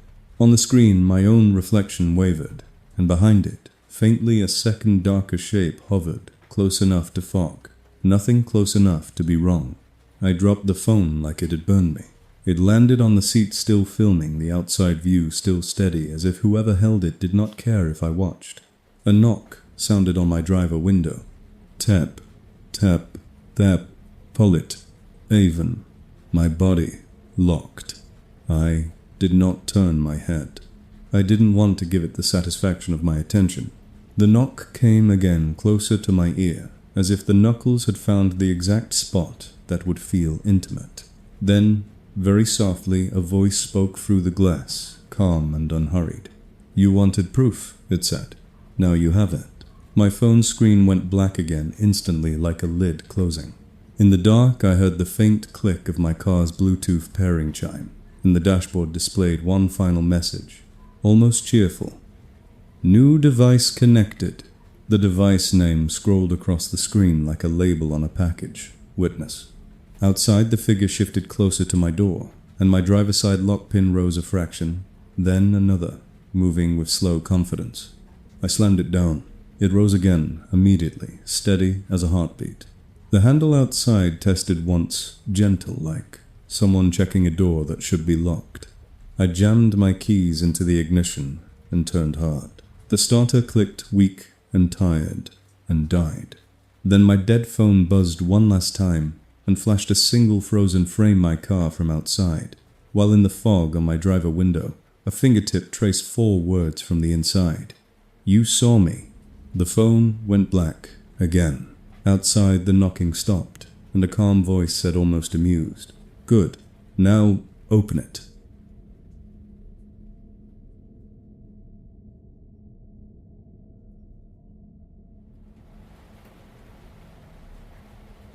At 3:09 a.m., the gas needle finally hit the bottom and stayed there, and the silence that followed the engine's last cough felt like the moment a life support machine goes flat.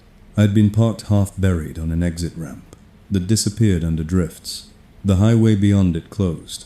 Somewhere I couldn't reach, the kind of dead zone where your world shrinks to the inside of a car and whatever the storm decides to press against it. Earlier, while the engine still ran, I'd played the rationing game. Like everyone recommends, 10 minutes of heat, 20 minutes of cold. Repeat until morning.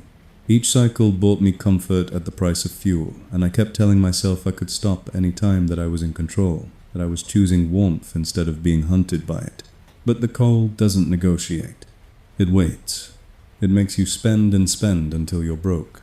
When the engine died, the fan died with it. The vents went still. The cabin temperature began dropping immediately fast enough that I could feel it on my teeth. My windshield fogged and froze into a milky film, and my breath started sounding loud, like I was breathing for 2 people. I tried the ignition again out of reflex. The starter clicked once, then nothing. The battery already exhausted from hours of fear and tiny electrical betrayals. I wrapped myself tighter in a blanket and told myself to stay awake, because sleep in this cold wasn't rest, it was surrender. That's when the tow lights appeared. Not the bright white of headlights amber, rotating, slow and hypnotic, sweeping across the snow like a lighthouse. A shape emerged through the blizzard haze, tall and squared off, moving down the ramp toward me at a careful crawl. My heart jumped with raw relief so strong it almost hurt. The tow truck. Real help. A radio. A warm cab. A human voice that would say my name and make everything normal again. It stopped at an angle in front of my hood, just far enough that its lights washed over my windshield. For a long moment, nobody got out. The amber bar kept turning, painting the inside of my car in pulses. Then the passenger door of the tow truck opened, and a man stepped down into the snow.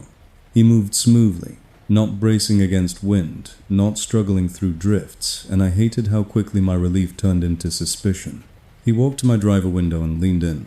Frost framed the glass, but I wiped a crescent clear with my sleeve, and saw his face in the sweeping amber-pale skin, eyes too dark, mouth set in a small, polite smile that didn't match the storm.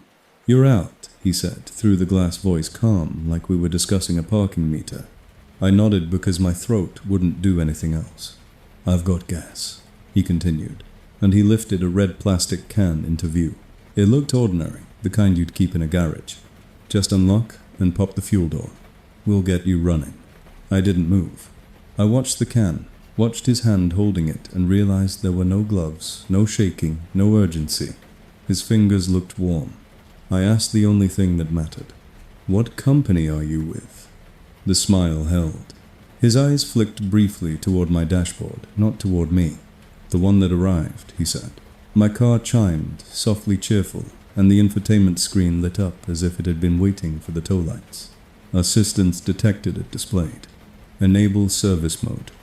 Yes. No. I stared at the words until they seemed to tilt. My engine was dead. My gas was gone. And yet my car was offering a mode like this was a subscription feature. Outside, the man tapped the glass once gentle. "Say yes," he said, and his tone made it sound like advice.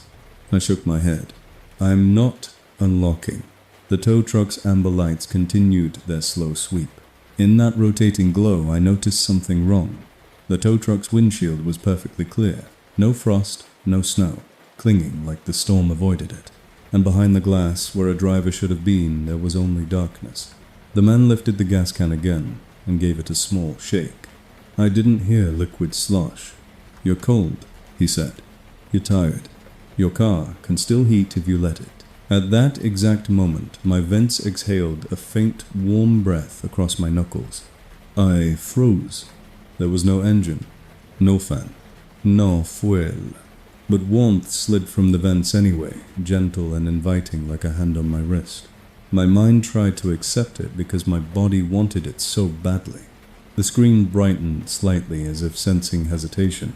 Service mode enables heat unlock guidance. Outside, the man's smile widened by a fraction. "It'll take care of you," he murmured. "Open it." My driver's side lock pin rose a quarter-inch by itself. I shoved it down. It rose again smoother, this time as if the mechanism had found confidence. The man reached toward my door handle, not yanking, just resting his fingers on it, waiting for the latch to become his. I hit no on the screen. The vent stopped instantly. The warmth vanished. The cold rushed back in so hard it felt like punishment.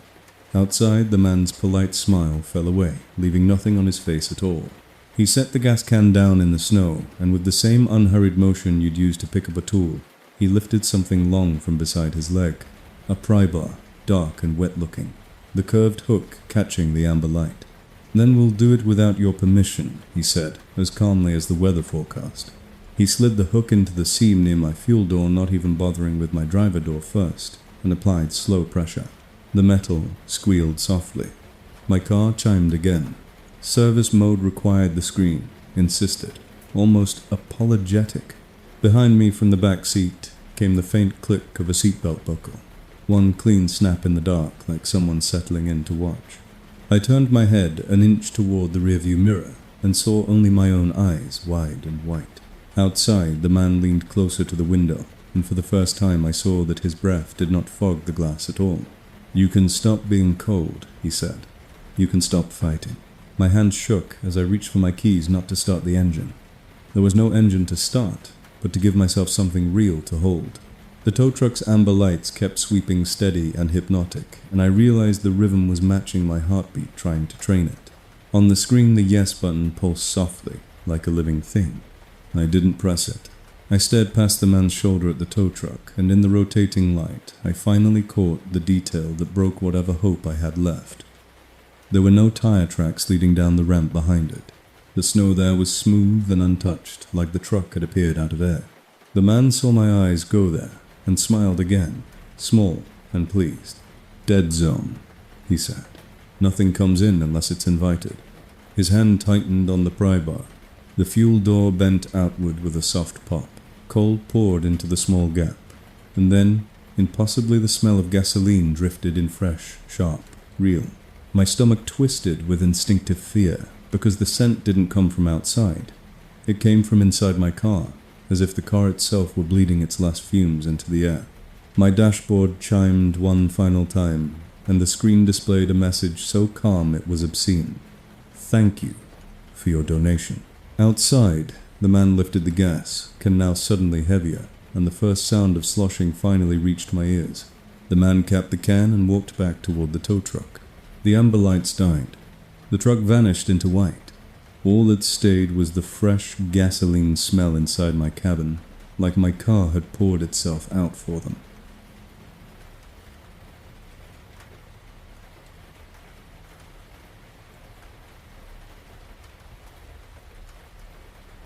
At 3:33 a.m., the cold stopped feeling like an enemy and started feeling like a suggestion.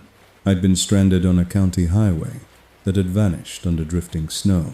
My sedan angled into a shoulder that no longer existed, the world outside reduced to wind and white noise. The engine had been off for most of the night, rationed in guilty bursts, until the gas gauge hovered so low it felt like it could fall beneath the numbers, and the battery was weak enough that every time I woke the dash, I wondered if it would come back at all. My breath had built a cloudy skin on the inside of the glass, and the frost had pushed inward from the corners, like slow teeth. I'd been doing the right things, wrapping up, staying put, cracking a window only briefly to keep the air from turning stale, tapping my fingers and toes to keep them honest, but at some point, the right things stop mattering, and your body starts bargaining on its own. My hands had gone past numb into a strange humming warmth. My cheeks no longer hurt. Even the constant tremor of shivering had eased, and the relief of that should have scared me more than any knock on the window ever could. Instead, it felt like permission to rest. That's when I noticed the man. He wasn't outside at first. He was in the passenger seat only. I didn't see him as a person the way you see a person, not in one clean moment. I saw a shape darker than the rest of the cabin, and my brain supplied the rest like it was completing a puzzle. A coat, long and black. A hat brim, hands folded neatly in his lap. He sat, angled slightly toward me, as if we'd been mid-conversation, and I'd just stopped paying attention. My heart kicked once hard, then settled, and that scared me too, because fear usually comes with noise, with adrenaline, with action. This was quiet. This was calm. I blinked slowly and looked again. The passenger seat was empty. My blanket, my glove, the crumpled receipt from a gas station hours ago. No men. I exhaled and watched the fog bloom on the glass, then freeze into fine crystals. I told myself I was seeing things because my core temperature was dropping and my brain was misfiring. Hypothermia, hallucinations, that's what they call it. People see warm rooms. People see lights. People see loved ones. My brain had chosen a man in a black coat because my mind wanted to turn the cold into something with a face. I tried to focus on facts. The dash clock glowed faintly. The wind shoved snow against my doors. My phone was dead. My hazard button was off to save power. I was alone. I was alone. Then my passenger side seatbelt clicked once clean and metallic, like someone had pulled it across a chest and let it latch. I jerked my head toward the sound. The belt lay flat, unbuckled exactly as it had been. The click seemed to hang in the air anyway, a memory of sound more than sound itself. I swallowed and tasted metal the way you do when your mouth is too dry. The man appeared again, not in the seat this time, but in the windshield. The defrost vents were off the engine dead, and yet a small oval of fog began to clear on the inside of the glass, directly in front of the passenger seat, as if someone's breath had warmed it from the inside. In that clearing I saw the reflection of a figure behind me, leaning slightly forward between the front seats.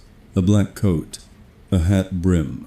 No face, just darkness where the face should be, like the mirror refused to give me details. My muscles locked. I didn't want to turn around because turning around would make it real, and not turning around would make it worse. The figure in the reflection lifted one hand and placed it on the back of the passenger seat, fingers long and still. I turned my head anyway, slow bracing for the sight. The back seat was empty. The headrests sat like blunt silhouettes. Nothing leaned between them. I looked back to the windshield, and the clearing in the fog had vanished. The glass returned to milky frost. A laugh bubbled up in my throat, thin, shaky, because the alternative was screaming, and screaming burns heat I didn't have. I forced my hands to move, rubbing them together until the skin squeaked. I pressed my thumb into my palm and tried to feel pain. It was dull, distant, like it belonged to someone else. My thoughts began to drift, not racing anymore, but sliding, and that sliding came with images that felt too pleasant. My apartment's heat blasting my bed, a mug of coffee, the soft, normal sound of the refrigerator running. The storm outside the car faded in my mind like background noise you can ignore.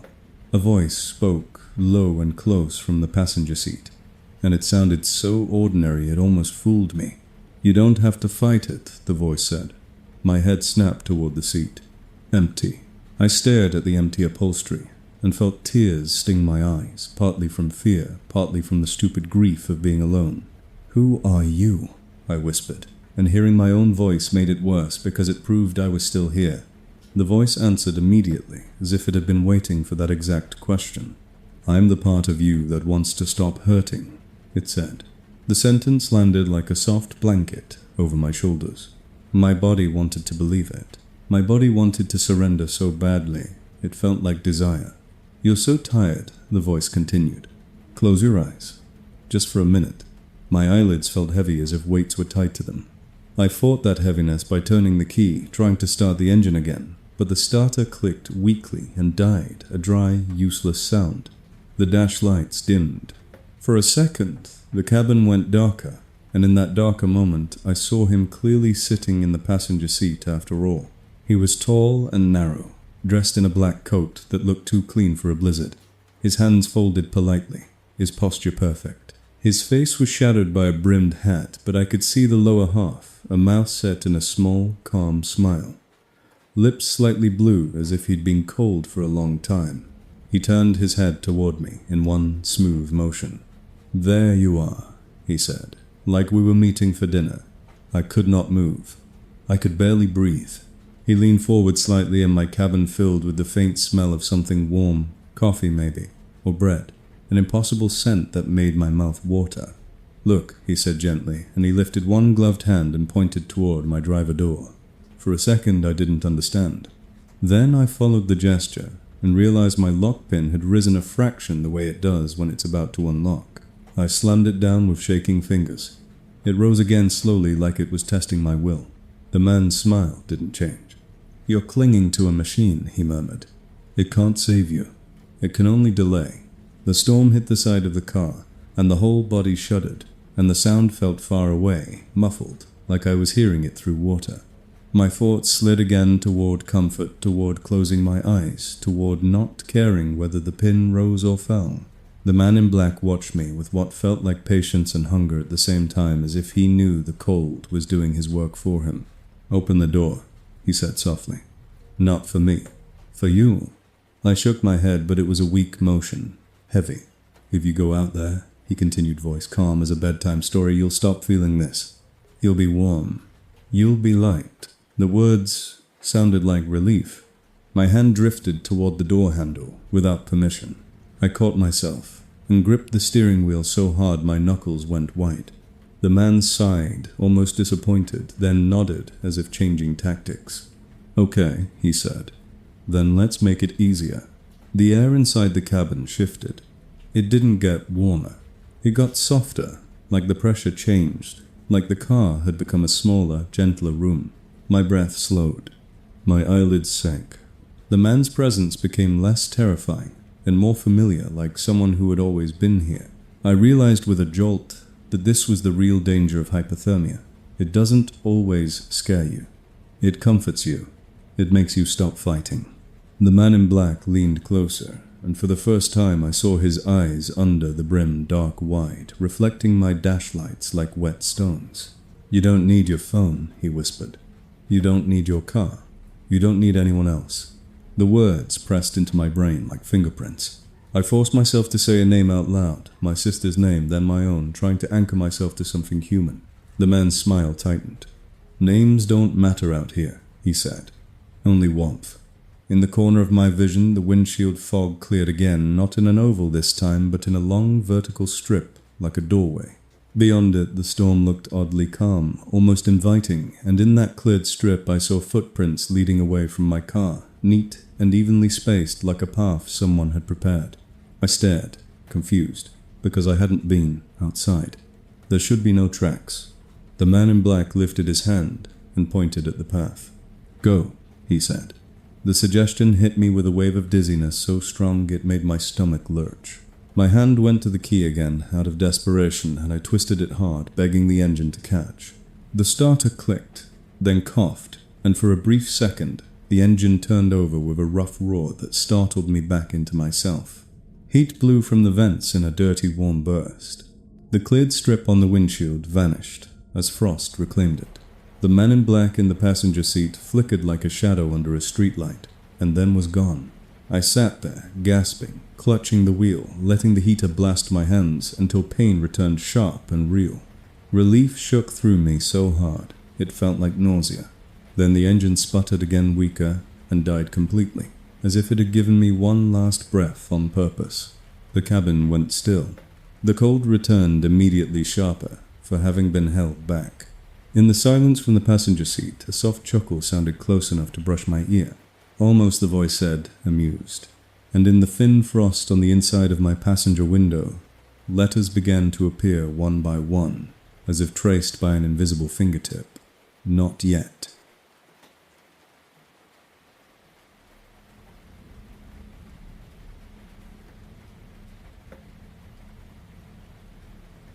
By 4:12 a.m., the snow had climbed high enough that my doors stopped feeling like doors and started feeling like walls.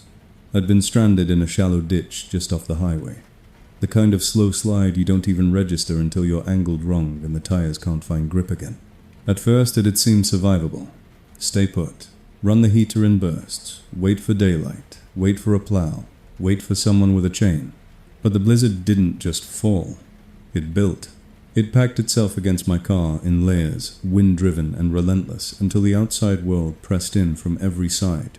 The driver door had been the first to go, buried up to the handle. The passenger door followed. Then the windshield wipers disappeared under a soft white ridge that hardened into a crust. I'd cracked a window earlier for fresh air, and the moment I did, snow had poured in through the gap like dry sand hissing and piling on the armrest. I'd slammed it shut and watched the frost spread faster, as if the storm had been waiting for an invitation. Now I sat wrapped in a blanket with the engine off, listening to the snow settle and creak against the panels, the faint groans of metal under slow pressure. The air inside the cabin felt different, thicker, warmer, and a damp way like breath had nowhere to go. My phone was dead. My battery was nearly dead. The dash clock glowed faintly, and then dimmed as if even time was conserving power. I tried the door handle anyway, not because I thought it would open, but because my mind needed the reassurance of movement. The latch clicked, the seal shifted a millimeter, and then the door hit packed snow so hard it wouldn't budge. I pushed with my shoulder. Nothing. The snow outside held it like concrete. Panic tightened in my chest, sharp and immediate, because suddenly the car didn't feel like a shelter. It felt like a container. I moved to the passenger side and tried that handle too. Same result. I twisted in my seat, reaching for the rear door latch out of some desperate logic that a different door might have a different fate. The rear door gave slightly, then stopped, blocked by the same packed wall. I sat back, breathing hard, and the sound of my own breath was loud, trapped, bouncing off glass and upholstery, and returning to me warmer and wetter than it should have. I remembered the warnings about carbon monoxide and tailpipes, but my engine was off. I wasn't poisoning myself. Still, something about the air made me uneasy, like I'd been exhaling into the same small balloon for hours. I forced myself to crack the driver window a hair for ventilation. The glass resisted, frozen in the seal, and when it finally moved, the tiniest amount, snow immediately hissed into the gap again, filling it, packing in, pushing the window back, as if the storm were plugging the hole with its own hand. I shoved the window up quickly, but the snow had already left a thin drift on my lap and a cold dusting along the seat. That tiny exchange made my panic worse, because it proved the storm wasn't just outside. It could get in whenever it wanted, and it could get in without a person. I tried to calm myself by doing inventory: blanket coat, gloves, a half-empty bottle of water, a protein bar I'd forgotten in the center console. I ate the bar, slowly, forcing myself to chew, because chewing kept my jaw moving, and moving meant life. I sipped water, sparingly. I told myself daylight would come. I told myself the snow would stop rising. Then the car shifted. Not a violent jolt, not the slam of wind, but a slow, subtle settling, like a heavy hand had pressed down on the roof and held it there. The headliner above me creaked faintly. Snow was accumulating on top, now weight building. The car was becoming buried from above, as well as from the sides, and the realization hit me with a surge of claustrophobia, so intense my skin prickled. I pictured myself as a dot under layers of white, invisible from the road, invisible to passing plows, invisible to anyone who might have looked and thought there was nothing there. I pictured the snow filling the ditch completely, and smoothing over, turning my car into a sealed pocket under a white sheet. A coffin. The word arrived uninvited, cold, and final. I started the engine out of pure panic, not for heat, but for the sense of power, and for a moment it caught sputtering alive, with a rough roar that felt like hope. The heater blew, lukewarm air. The defroster tried. Then the exhaust note changed, muffled, as if the tailpipe had been covered. The engine shuddered. I killed it immediately, heart hammering, because the last thing I needed was to run it while buried. and fill my cabin with something I couldn't smell until it was too late. Silence returned, heavier than before. I sat very still and listened. Beneath the wind, beneath the settling snow, I heard a faint tapping from above on the roof. Not the random patter of flakes. 3 deliberate taps in a row, spaced evenly like knuckles on a door. My throat tightened. I stared up at the headliner, as if I could see through it. Another 3 taps. The roof creaked again, and a fine dust of snow sifted down from the edges of the sun visor. The taps moved slightly toward the center, as if whatever was above me was crawling across the roofline. My claustrophobia spiked into something sharper. I wasn't just buried. Something was on top of the burial, using it as cover. I grabbed my flashlight from the glove box and clicked it on. The beam was weak, battery, tired, but it made the cabin feel less like a cave. I aimed the light at the windows, at the seams, at the roof, looking for any sign of intrusion, any crack of open air. The frost on the inside, glass glittered faintly beautiful and hateful. The tapping stopped for a long moment, long enough that my brain tried to convince itself it had been ice settling. My own imagination, the storm playing tricks. Then a new sound came closer, and worse. A slow drag across the roof, metal against something hard. Skr. Pause. Skrt. Like nails. Like a tool. Like someone carving. The car's frame vibrated faintly with each drag. My hands shook so hard the flashlight beam danced. The drag became a pattern, back and forth, as if tracing letters. I didn't want to understand, but my mind insisted on trying to read it, to translate sound into meaning. Then a heavier pressure settled directly above the driver's seat, and the roof dipped the smallest amount, just enough to make the headliner twitch. It wasn't a collapse. It was a test. The kind of test you do when you're deciding where to break in. I shoved my seat back and pressed myself against the door, trying to put distance between my head and the roof as if inches mattered. My breath quickened, and the air in the cabin felt suddenly insufficient, too warm, too wet. I cracked the window again by a fraction out of desperation, and snow immediately forced its way into the gap, packing in like foam, sealing me tighter. I slammed it shut, and heard the glass crunch against compressed snow in the frame. The storm was building a seal, faster than I could fight it. I tried the door again, throwing my shoulder into it, and felt only solid resistance, the dead pushback of packed snow. My mind flashed through insane solutions, kick the windshield out, climb through the trunk, dig upward with my hands. But digging would require opening something, and opening something would invite an avalanche of powder into my lap and my lungs. I imagined snow pouring into the cabin and filling it the way water fills a sinking car, and the thought made my vision narrow. Above me, the dragging stopped. For a heartbeat there was only wind.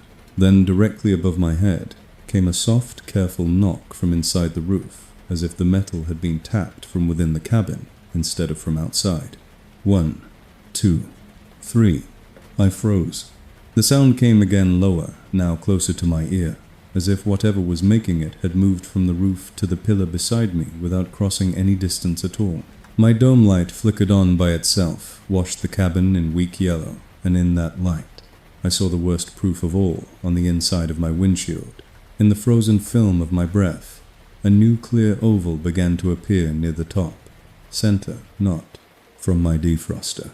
Not from outside heat, but from a warm presence inside the car, leaning close to the glass as if someone were crouched on the dashboard. The oval widened, and within it, letters formed slowly in the condensation, as if traced by a fingertip. Breathe slower. The instruction was so intimate it made my stomach lurch. I shook my head, whispering no, and the oval cleared, more as if the presence liked my attention. Then somewhere behind me, the rear seat latch clicked soft and mechanical, and the backrest shuddered slightly, as if someone had pressed against it from the trunk side. The claustrophobia became physical, a pressure in my ribs, because now there were sounds above, behind, and all around, and the snow outside held every exit like a fist. The roof creaked again deeper, and a small sprinkle of snow sifted down onto my hair. The car was not collapsing yet, but it was giving millimeter by millimeter, under weight that was patient. I turned the flashlight beam to the rearview mirror, desperate to check the back seat, without fully turning around, and my breath caught because the mirror had frosted over from the inside, except for one small circle in the center that had been warmed clear. In that clear circle inches from my face, I saw a dark eye staring back at me from the back seat space, unblinking, as if someone was crouched there, saving heat sharing my air. The dome light flickered off. The car became a dim box again.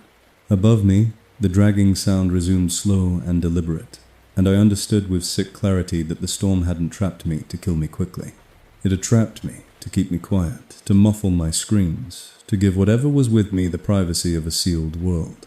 Then, from the driver door seam, I felt a faint cold thread of air slip in. Not from me opening it, but from outside, pressure shifting the packed snow just enough to let the seal breathe.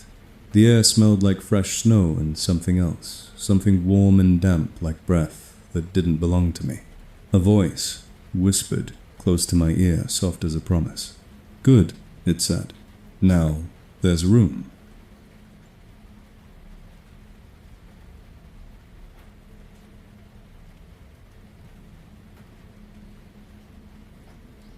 At 3:02 a.m., I stopped thinking of my car as a shelter and started thinking of it as a signal flare that hadn't been lit.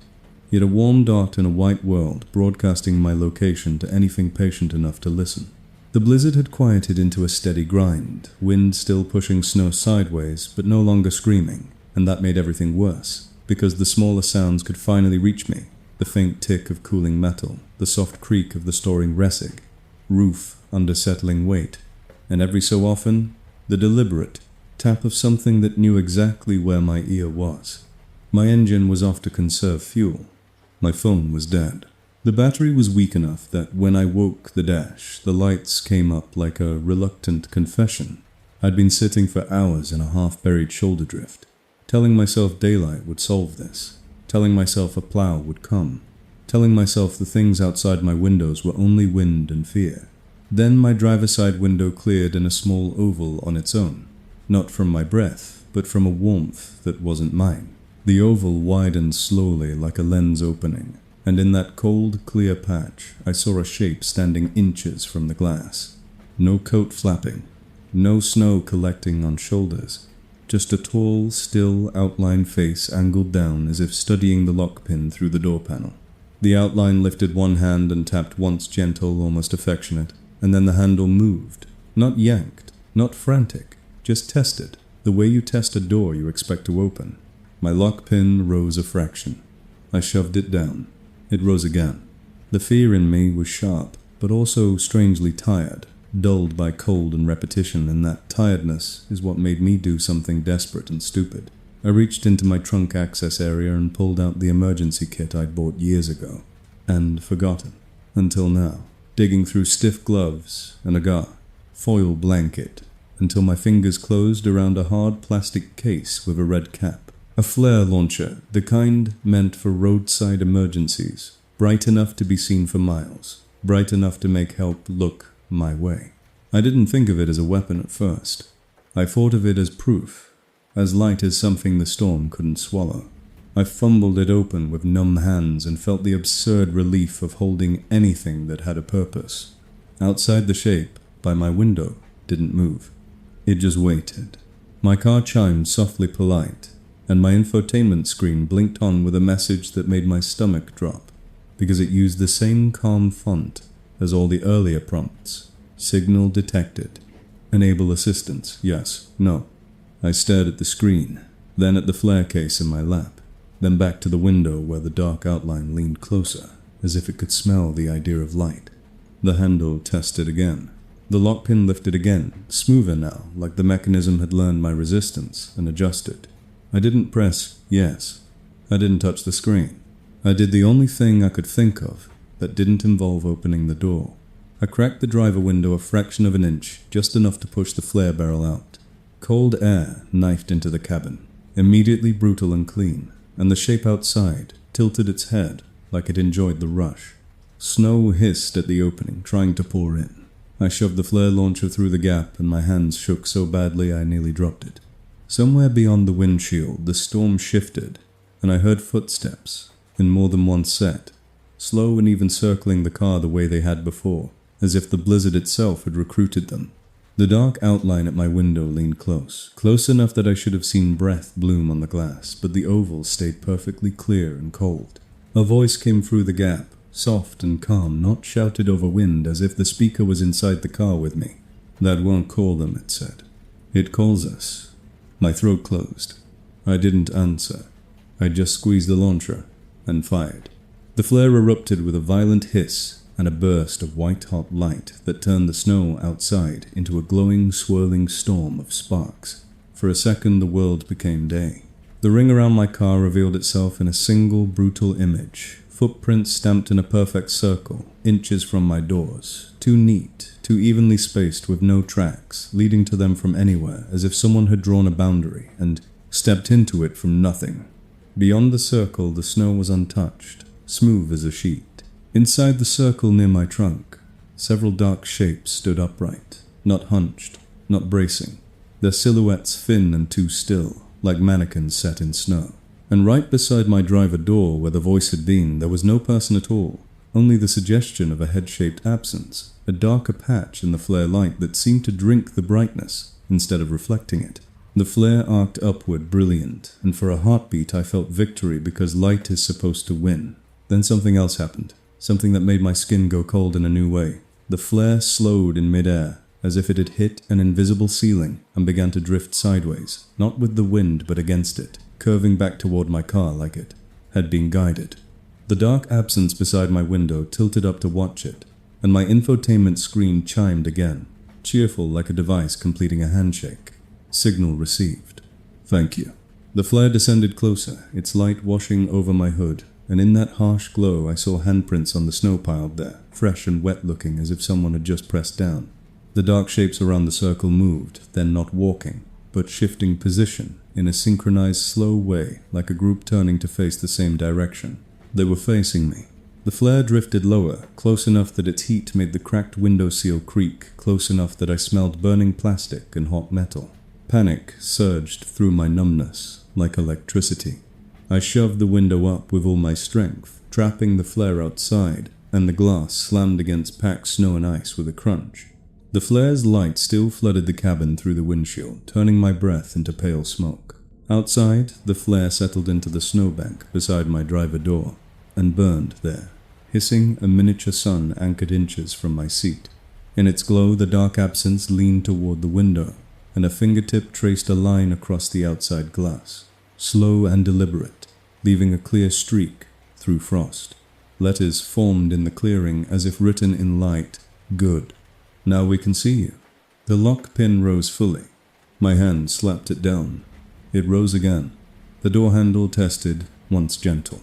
Then I felt a second movement inside my cabin behind me, and my blood ran cold because it wasn't mechanical. It was the subtle shift of weight on the back seat, the fabric creaking softly, as if someone had sat down.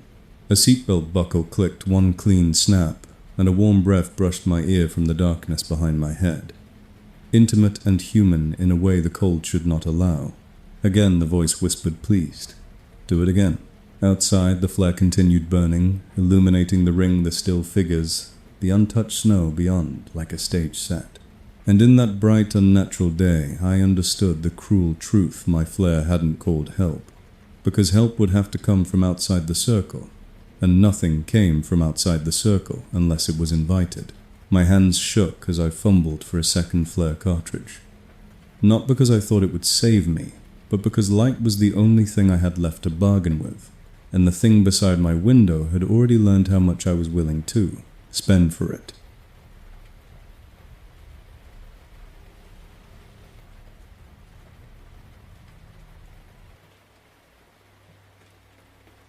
By the second morning, the blizzard didn't feel like weather anymore. It felt like a lid, and I was something sealed under it that time had forgotten. I'd been trapped in the same snowbank for what my dash clock insisted was 48 hours, though the clock had dimmed and reset twice, and my sense of time had turned into a fever dream, measured in shivers and brief heater bursts. The first day I told myself the plow would come any minute. The second day I stopped believing in minutes. My gas was nearly gone. My battery was weak. My phone was a dead rectangle. The outside world was nothing but white piled high against every door, seam packed hard by wind, turning my sedan into a half-buried capsule. I'd cracked a window early on for air, and watched the storm immediately pack it shut with snow like it was plugging a leak. After that, I learned to breathe shallowly and slowly, not because I was calm, but because the air in the cabin had become heavy and damp, warm in a rotten way, like exhalations had nowhere left to go. Every so often the roof creaked as new weight settled, and each creak tightened my ribs with claustrophobia. I tried to keep the tailpipe area clear when I could, scraping from inside the trunk access with whatever I could reach, but it felt pointless. The storm built faster than I could fight. The first night the knocks came from outside. The second night, they came from above. By the end of the second day, I couldn't honestly say where they came from anymore, because the sound would start at the driver window, move to the roof, then echo faintly from the inside of the windshield, as if the glass itself remembering the rhythm. Tap, two, tap, tap, polita, Avon, like a neighbor who wouldn't accept that you were asleep. I tried to ignore it by focusing on small survival rituals. Flex fingers, tap toes, chew tiny bites of a protein bar so my jaw kept moving, sip water like it was currency. But the cold kept changing the way my body felt. Sometimes my hands burned with pins and needles, sometimes they felt like they belonged to someone else. Sometimes my thoughts were razor sharp and panicked. Sometimes they slid into a soft calm that scared me more than any figure in the headlights, because calm in that cold is how people die. On the second night, I woke to the sound of my own car, chiming softly, cheerful and bright in the dark. And for a moment I thought help had arrived, because devices only chime when there's news. My infotainment screen glowed pale blue, and displayed a message that made my stomach drop. Extended stay detected. Comfort mode available. Yes. No. My engine was off. My gas was low. My battery was barely holding. And yet the car was offering comfort like a hotel app. I stared at the yes button until it seemed to pulse, not with electricity, but with intention, and I realized the worst part of being trapped that long wasn't the cold. It was the way comfort becomes the strongest temptation. The knock started again, gentle at first, and the yes button brightened, as if it liked the rhythm. In the back seat, fabric creaked softly, like weight settling. A warm breath brushed my ear, intimate and wrong. You've been so good a voice, whispered calm as a lullaby. 2 nights. 2 days. You earned it. I forced myself not to respond, because responding turns a voice into a conversation, and conversations are doors. I pressed no with a shaking finger. The screen went dark instantly, and the cabin seemed to exhale in disappointment. The cold rushed back in sharper, as if my refusal had punished me. The knocks stopped for a long moment. Long enough that I nearly believed I'd won. Then my driver side lock pin rose a fraction by itself and dropped again like a test, like someone tapping on a locked door from the inside of the mechanism. I slapped it down anyway, even though it was already down, and my hand lingered there because touching anything real felt like anchoring. In the dim light, my breath froze on the windshield in a milky film. A small oval cleared near the top center, not from a defroster, but as if someone had leaned forward from inside the cabin and warmed that spot with their face. Within that clearing, letters formed slowly in the condensation. Time is up. My throat tightened. I turned my head toward the back seat without wanting to using the rearview mirror, because turning fully felt like surrender. The mirror had frosted over from the inside, except for one small circle in the center that had been warmed clear.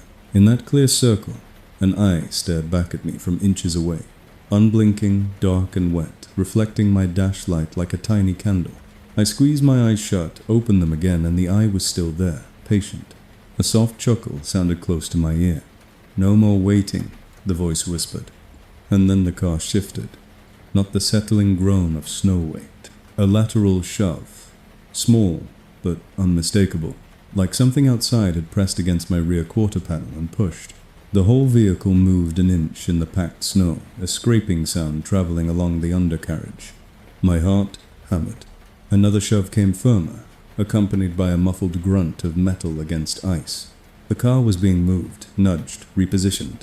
I remembered the earlier nights, the empty car behind me that bumped my bumper gently, the calm headlights, the suggestion of being guided, and terror flooded me because being moved meant being taken somewhere I couldn't see. I tried to start the engine. The starter clicked once, weak and hopeless, then died.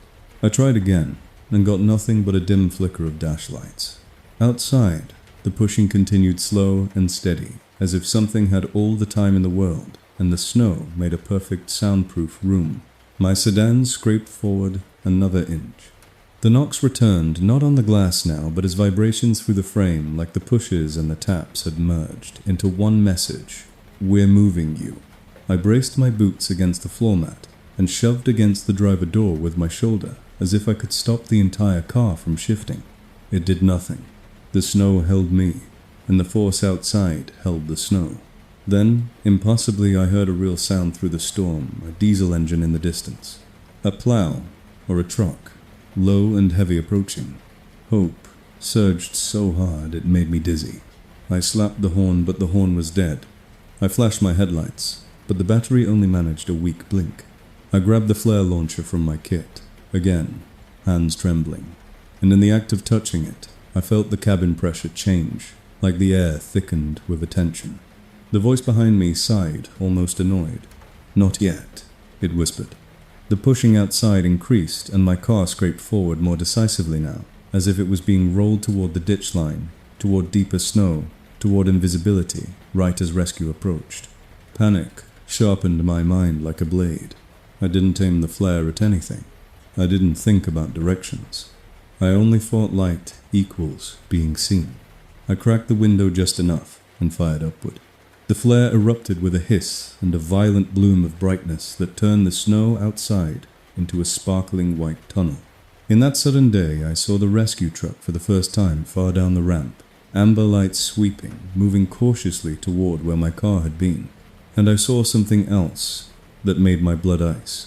The flare's light revealed a clean, smooth patch of untouched snow where my sedan had sat for 2 days.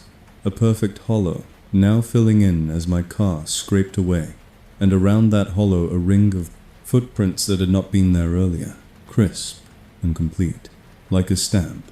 The flare arced and burned above, and in its glow I saw the shapes pushing my car, tall, thin silhouettes close to the panels, their outlines wavering like heat, mirage in cold air moving without sinking. The rescue truck kept coming, its amber lights sweeping, and for a heartbeat I believed it would see the flare and find me, no matter what.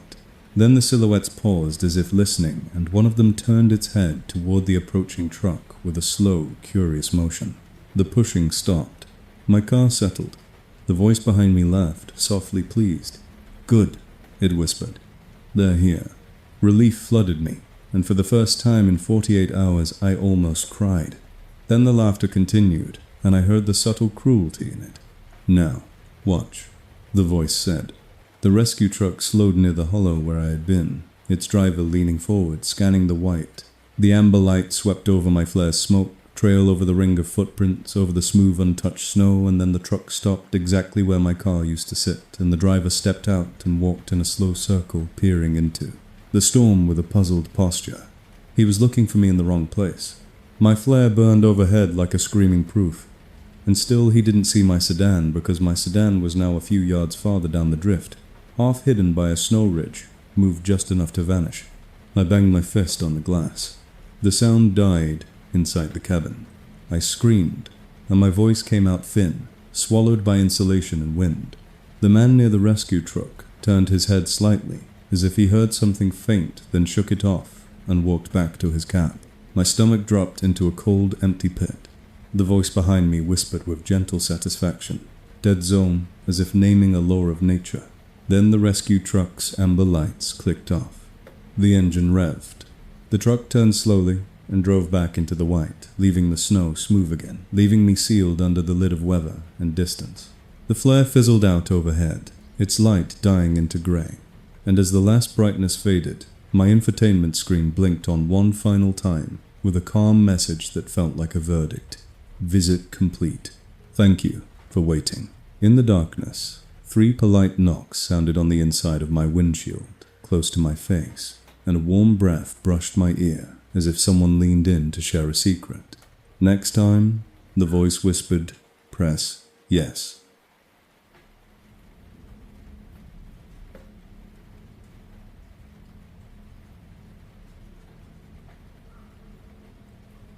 At 2:18 a.m., my high beams caught something that didn't belong to the storm. A figure standing perfectly still in the center of the lane, like it had been placed there for my headlights to find. I had been stuck on a back highway that no one should have been using in a blizzard.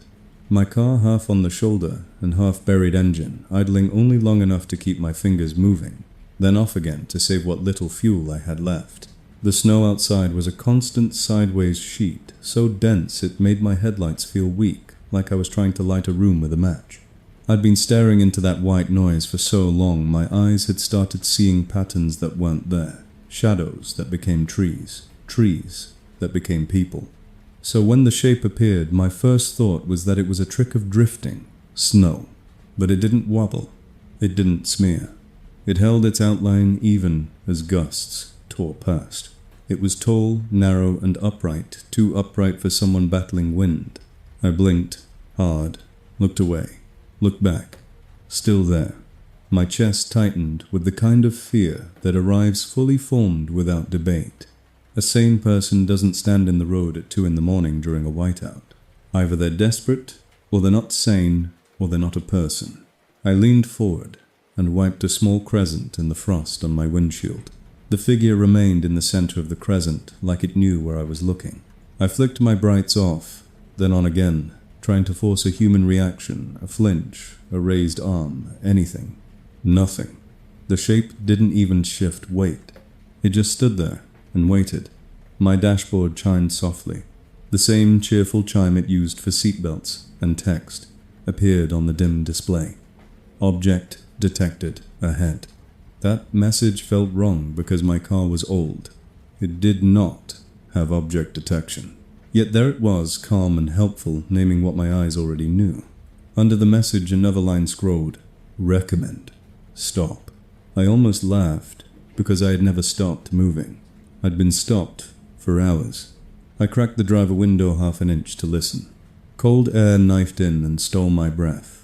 But beneath the wind I heard something else. Not footsteps, not crunching, just a faint, low hum, like distant electricity. The figure did not move. My throat went dry. I forced myself to speak anyway, because silence can make your brain accept anything. "Hey," I shouted, and my voice sounded small inside the cabin. The figure didn't respond. It didn't wave. It didn't step aside. It simply raised one arm slowly and pointed. Not at me. Not behind it. It pointed straight down toward the snow in front of my hood, like it wanted me to look at the road surface as if there was something written there that only it could see. I stared at the snow. The high beams made it glitter, chaotic and swirling, but the pointing gesture held patient. I felt my mind try to cooperate with the gesture, try to find meaning in the snow, and that scared me because it felt like being guided. I snapped my eyes back to the figure's torso, trying to locate a coat, a hood, anything human. The outline looked like a long dark coat, but it did not ripple in the wind. The head looked slightly too round, slightly too smooth, like a hood pulled tight, but there was no scarf tail, no loose edge, no snow clinging. The figure's face was just darkness, not because of distance, but because the darkness seemed to absorb the light. My hands shook as I gripped the steering wheel. I tried my phone out of reflex, even though it had been dead an hour ago. The screen stayed black. I held it anyway, as if the weight of it could anchor me to normal life. The figure lowered its arm and took one step forward. It should have sunk, should have lurched in the drift, should have looked like effort. It didn't. It glided into the headlight cone with a smoothness that made my skin crawl. Another step, closer now. I could see the outline of legs, but the snow around its feet did not spray or crumble. It was like watching something walk on a projection. My car's interior temperature dropped suddenly, not from outside air, but like the vents had stopped holding warmth. The frost on the windshield thickened around my cleared crescent as if the cold were pushing inward faster. My dash chimed again. Object approaching. I didn't want the car to narrate this. I didn't want confirmation. I wanted to be able to deny it later. The figure reached the front edge of my hood and stopped. It stood there close enough that if it leaned forward, it could touch the glass. I held my breath, waiting for the sound of knuckles. Instead, the windshield fog cleared in a small oval directly in front of the figure's face, as if warm breath had touched the outside. But there was no fog bloom, no condensation, just a clean, cold clearing like the glass itself was making room for it. In that clearing, I saw a face. Not clearly, just enough to know it wasn't right. The features were too still, too arranged, like a mask that had been molded from a real person and then left in the cold too long. The eyes were dark and open too wide. The mouth held a small, polite curve. The face looked familiar in the worst way, like I had seen it in reflections all night, without wanting to. It leaned closer and my instinct screamed at me to back away, even though there was nowhere to go. A soft tap sounded on the glass, high and gentle, right where the face hovered. Tap, tap, tap. The rhythm was polite, even like someone asking to be let in. I hit the lock button. The car chirped weakly. The face didn't move. Another tap. I tried the horn. The horn gave a short, tired bleat, and then died, as if the battery refused to spend itself on panic. The figure tilted its head slightly, studying me through the oval. Then, unbelievably, it smiled a little wider and raised its hand to the windshield. Its fingers pressed against the glass from the outside splayed, and the frost on the inside of the windshield responded, clearing in faint lines that mirrored the shape of a handprint. My stomach dropped because the clearing was on my side. The warmth, whatever it was registering inside the cabin.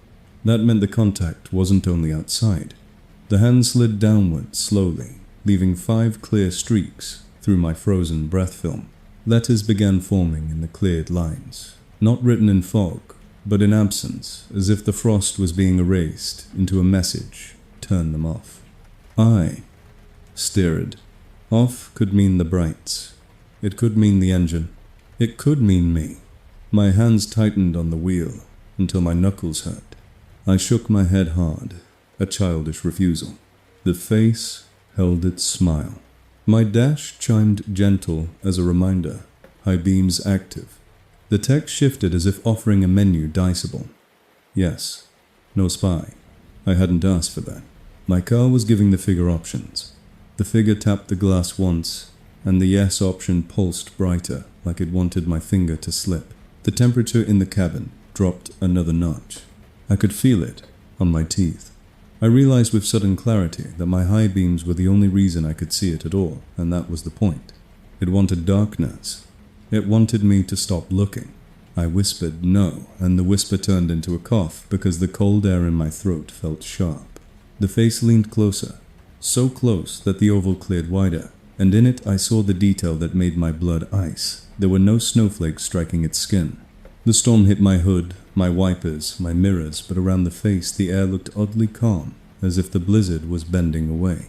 The figure raised one hand and pointed not down now, but toward my rearview mirror.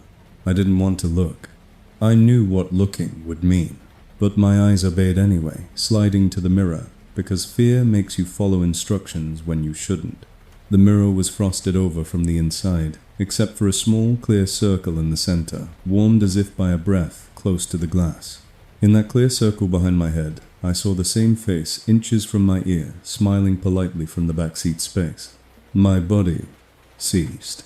I snapped my eyes back to the windshield. The figure outside was gone. The oval on the glass refroze instantly. The lane ahead was empty, only swirling snow. I stared, trying to force my brain to choose one reality, and that was when the tapping began again. Not on the windshield, but on the inside of the driver window, right beside my ear. Tap, tap, tap, polite, even. My dashboard chimed one last time and displayed a calm message that felt like the end of an argument. High beams disabled. The cabin went darker, and in the darkness, the face in my rearview mirror smiled a little wider, as if it had finally gotten what it wanted.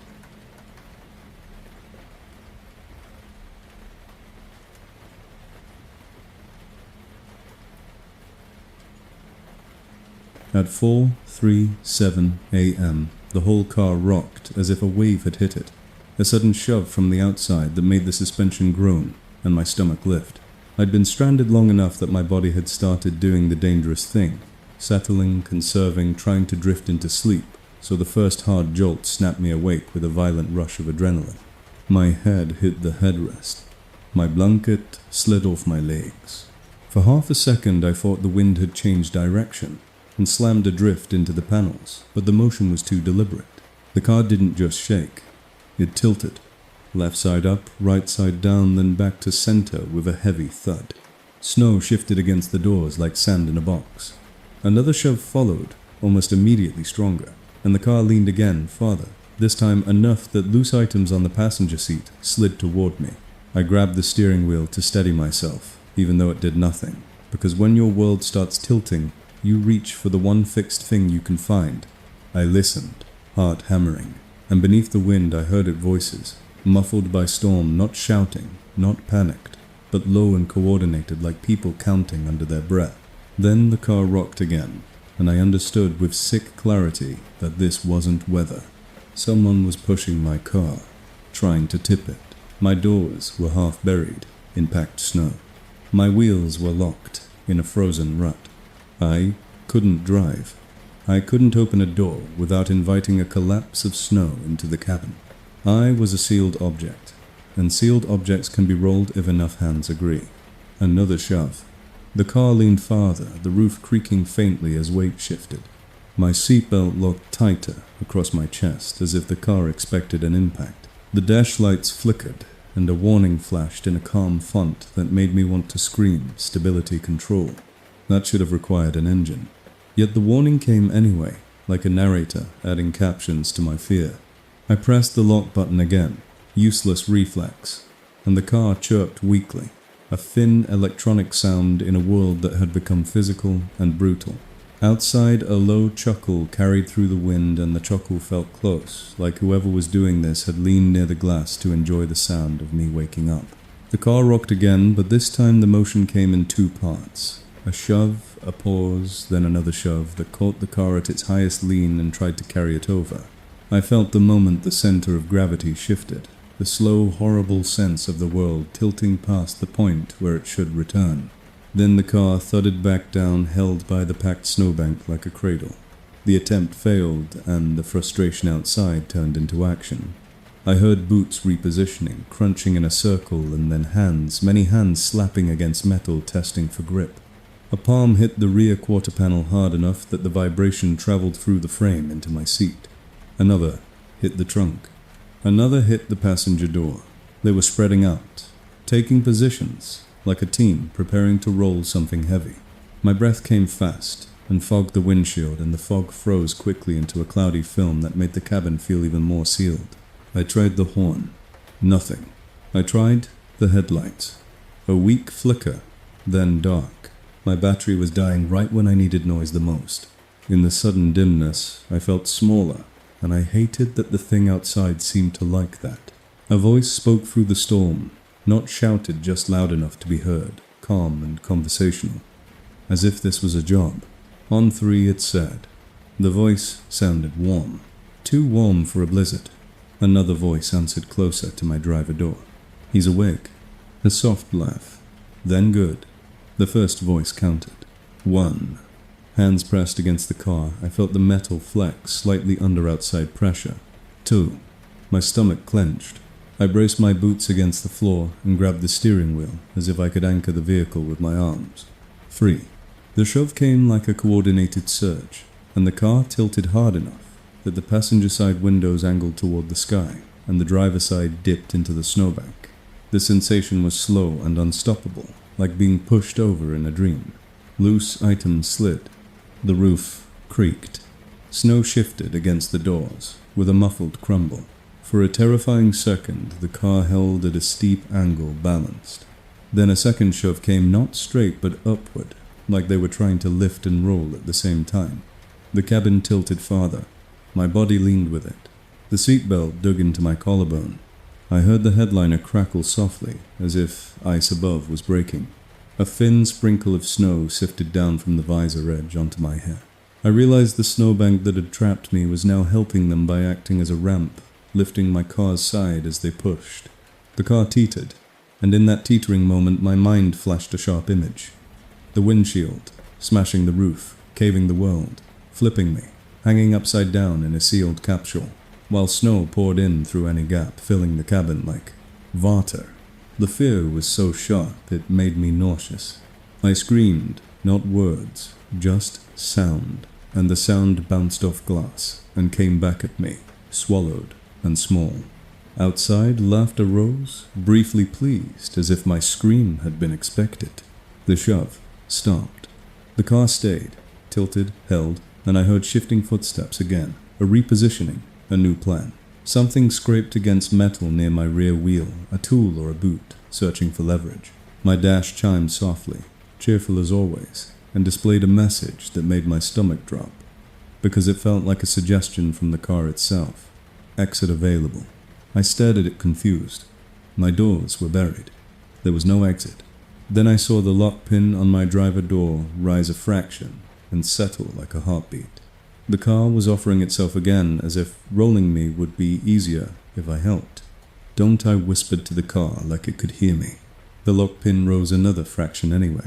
Outside, the calm voice spoke again. On 3, it said, "Closer now," as if the speaker had moved to my side to watch my face through the glass. "This time we finish." I fumbled in the dark for my flare launcher, fingers numb and clumsy, and found it by touch-hard plastic against my palm. I didn't have room to aim out a window. I didn't even know if the battery would let me crack it, but I needed light. Light had been my only bargaining chip. I jammed the barrel near the smallest gap I could manage at the top of my driver window, forcing it open a hair. Snow hissed at the gap, immediately trying to invade.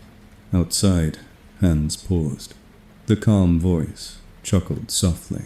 "There you go," it said. "That's it. Make a hole."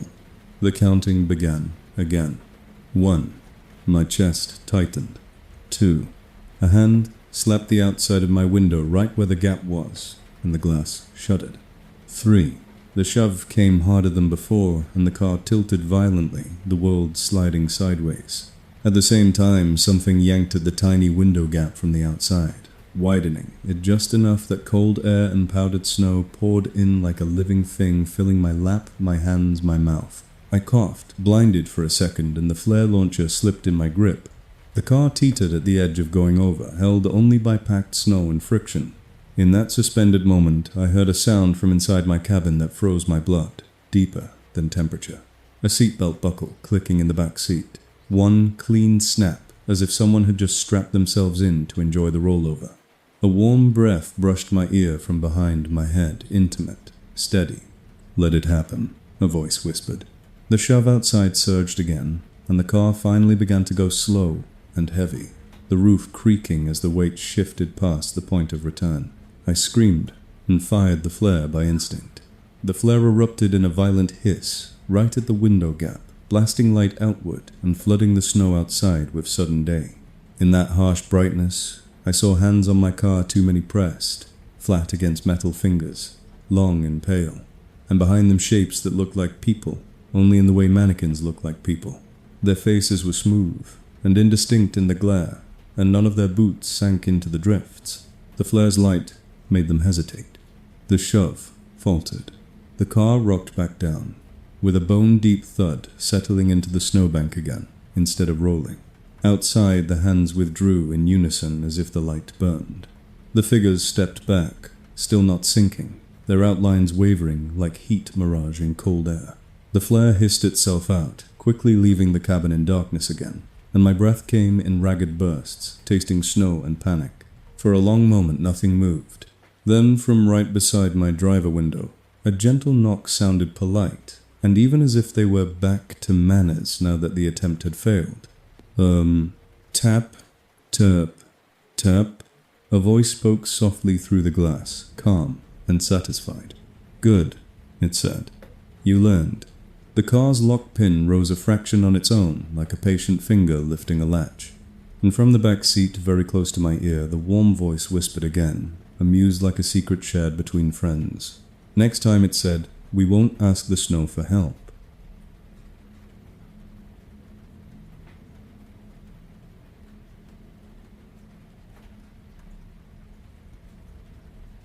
At 5:06 a.m., the storm finally thinned enough that I could see farther than my own hood and that's when I noticed the man had been standing there the whole time, smiling as if he'd been waiting for the blizzard to give me permission to recognize him. My car sat half buried on the shoulder, with snow packed high against the doors like mortar, the kind of packed wall that makes you forget doors were ever meant to open. The engine was off. The battery was weak. The inside of the glass was coated in my frozen breath, a cloudy film that turned the world outside into a smeared watercolor. I'd been awake for hours, not because I was brave, but because fear is a poor substitute for heat, and my body kept trembling to keep me alive. After the attempt to tip my car failed, everything had gone quiet again, and that quiet was worse than the pushing, because it felt like a plan being rewritten. I kept staring out through a small crescent I'd wiped in the windshield, watching the white shift and swirl, trying to convince myself the night was over because the sky was turning grey. Then the figure resolved, out of the storm, like an image, finishing its load. Tall, narrow, standing a few feet beyond my headlights, hands down at his sides, coat hanging too neatly for this weather. He wasn't bracing against the wind. He wasn't hunched. The snow didn't cling to his shoulders. It moved around him as if the air near him belonged to a different temperature. His face was what caught me, because it was the first face I'd seen clearly in hours, and it was wrong, in a way that was almost gentle. Pale skin eyes, too dark mouth, curved into a small polite smile that looked practiced, like something worn for customer service. He lifted his hand slowly and waved, once a calm, friendly gesture you'd give a neighbor you recognized across a parking lot. My throat tightened, and I had the sudden absurd urge to wave back, just to keep things civilized. He stepped forward, and the step made no sound. No crunch, no sink. He simply moved closer, and the blizzard did not demand payment for the distance. When he reached my driver's side window, he didn't knock right away. He leaned in slightly, as if checking whether I could see him, and a small oval cleared on the outside of the glass, where his face hovered. No fog from breath, no warmth bloom, just a clean, clear patch, like the storm itself wiped it for him. Then he knocked 3 times. Tap, tap, tap, polite, even. The sound landed inside the cabin with obscene intimacy like knuckles against my skull. "Morning," he said, through the glass, calm and friendly, like we were both stranded travelers sharing a joke about bad luck. His voice didn't strain against wind. It didn't come, muffled and distant. It came clean, as if he was speaking from the passenger seat. I did not answer. I held the steering wheel until my fingers ached because the wheel was the only solid thing that still felt like mine. The man smiled, slightly wider patient. "You did great," he said. "Most people don't last the night." The compliment hit me like an insult because it implied there had been an expectation, a test, a score. He lifted his left hand, and in that hand was a small plastic canister, the color of road flares, the kind you'd keep in an emergency kit. He shook it once and I heard liquid slosh inside. "Warmth," he said, as if naming it. "I brought you warmth." I stared at the canister, then at his face. "Who are you?" I managed, my voice thin. He tilted his head, listening, and the smile became almost tender. "I'm the one who shows up when you run out," he said. "Fuel, señal, time." He glanced down toward my dash, and my blood iced, because he looked at the exact place where my lock icon sat, like he could see it through the door panel. My car chimed softly. The infotainment screen, dark for hours, blinked awake with a calm blue glow. Assistance confirmed it displayed. Enable access. Yes. No. The yes button pulsed faintly like a living thing breathing. I hadn't touched anything. I hadn't asked for help. The man's smile deepened, as if the screen were his reflection. "See," he said. "It's simple." I shook my head. No, I whispered more to myself than to him. The man nodded, as if I'd made an honest mistake. "You keep saying no, like it means something out here," he said, still polite. "No is for places with rules." He tapped the glass, again gentle. And tap, tap, tap. My driver's side lockpin rose a fraction by itself. I slammed it down. It rose again, immediately smoother, as if the mechanism had learned my timing. The man's eyes never left my face. The way he watched me wasn't hungry like an animal. It was attentive, like a teacher. "You're cold," he said, softly. "And you're tired. You're doing math in your head. You're counting heater cycles. You can't run anymore.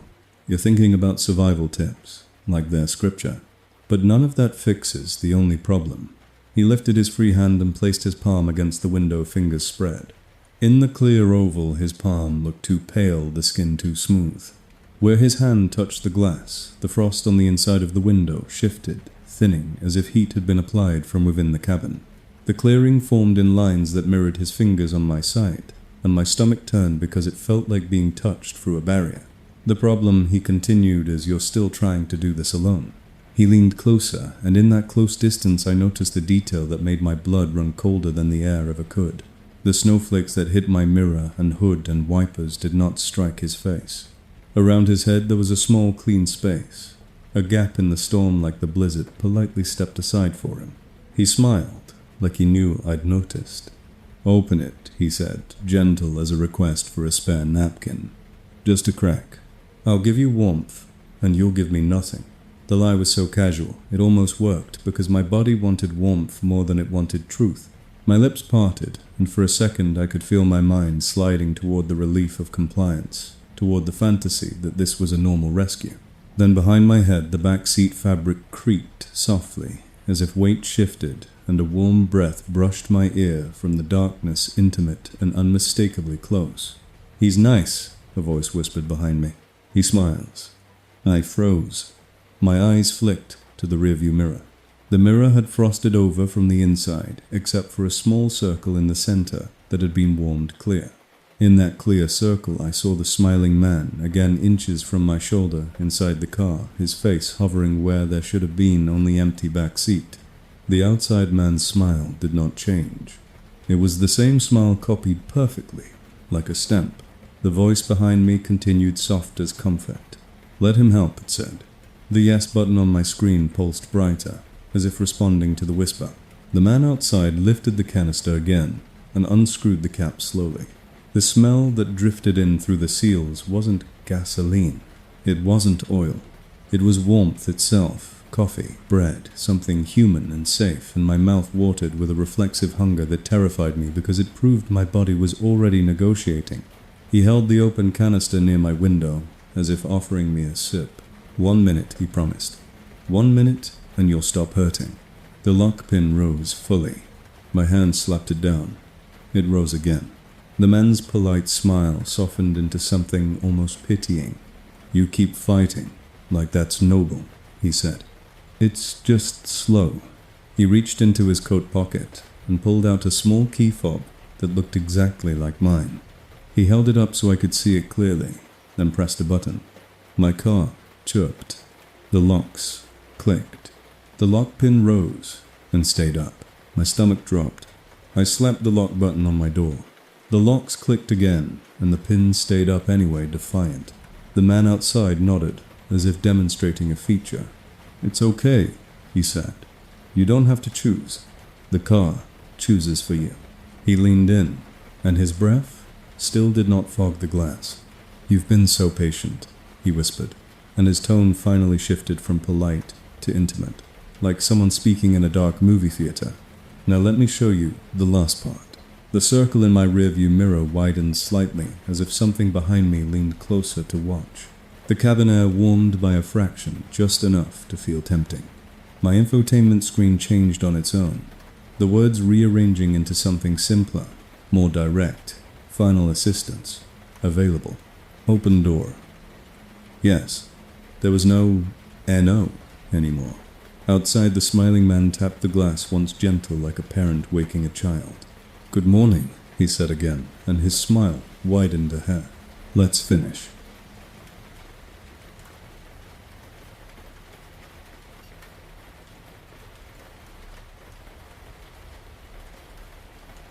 At 2:02 a.m., the blizzard siege began with something so small I almost dismissed it as wind. A single polite knock on my passenger window, followed by the soft mechanical click of my door handle, being tested like whoever was outside had all the time in the world and didn't want to startle me yet. I'd been stranded on a closed stretch of interstate after a jackknifed semi forced everyone off the road and in the chaos. I'd taken an exit ramp that vanished into white, only to slide into a drift so deep the car stopped like it hit wet. In summer, I'd tried rocking out. I'd tried digging. I'd tried calling for help until my phone became a black slab.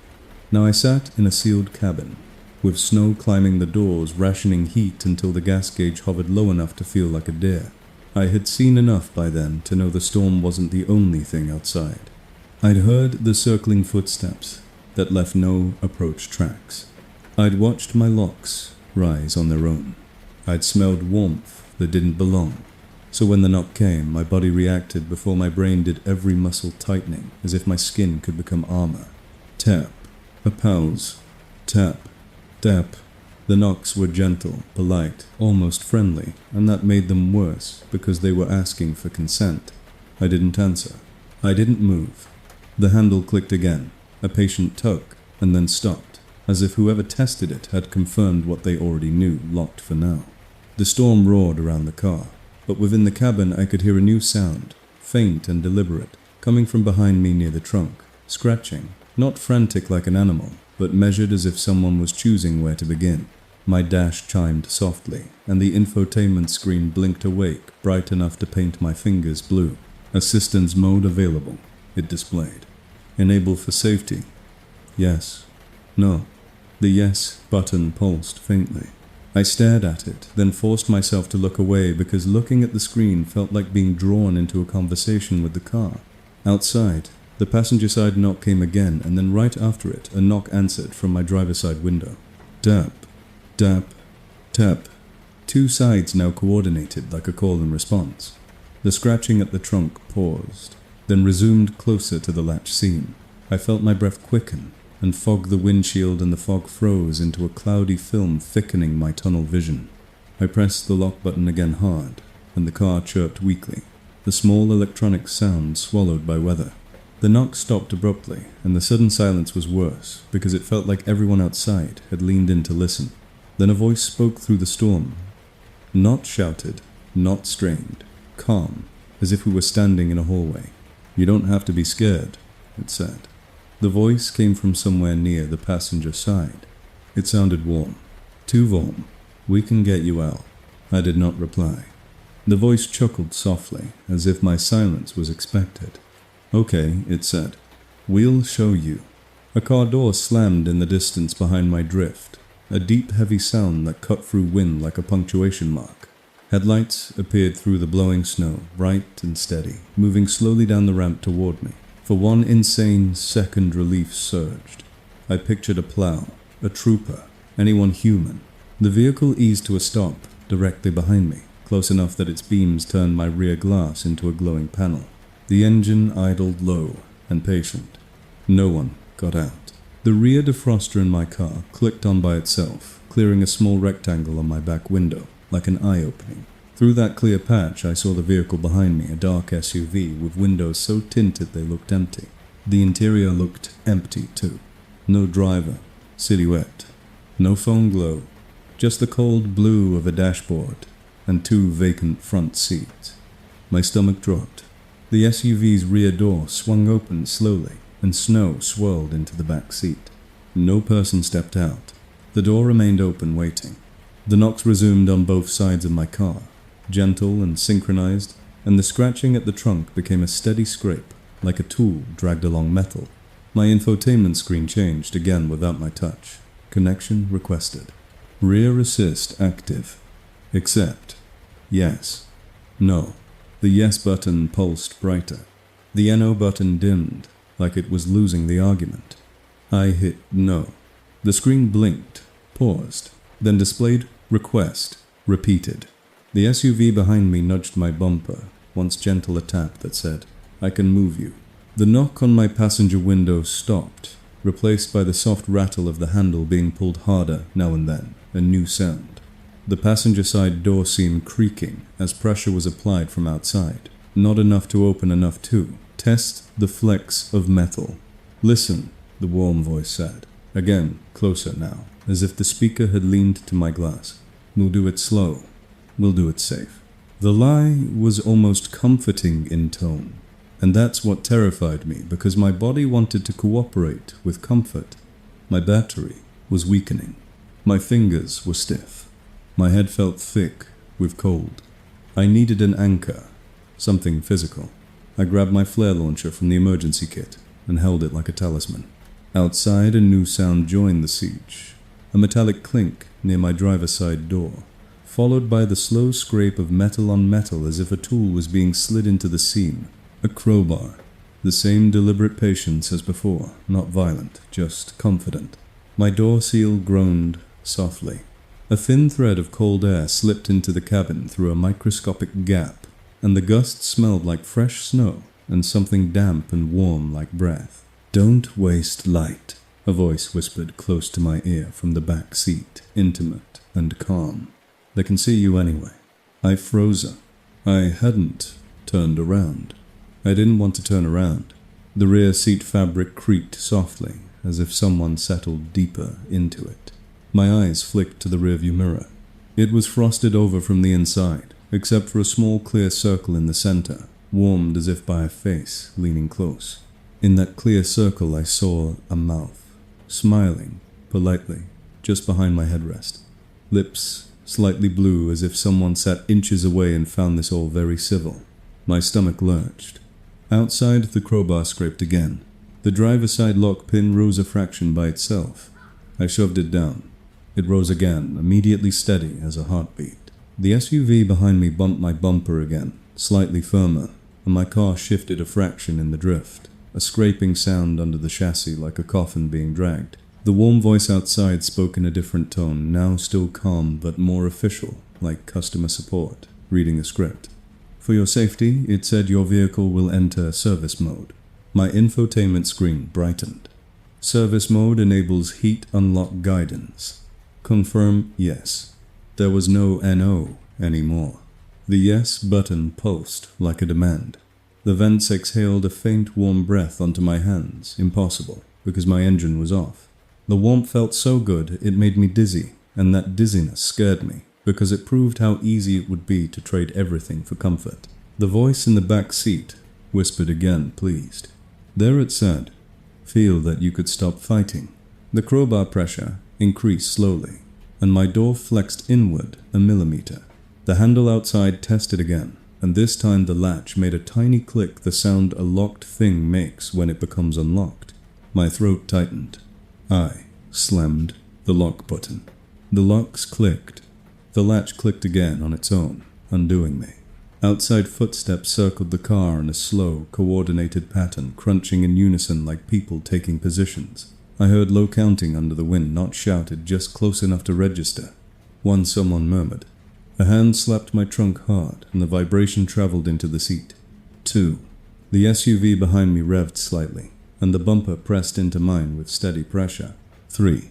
The push came from behind, and the shove came from the side at the same time, and my sedan rocked in the drift, tilting as if they were trying to roll me onto the driver's side like before.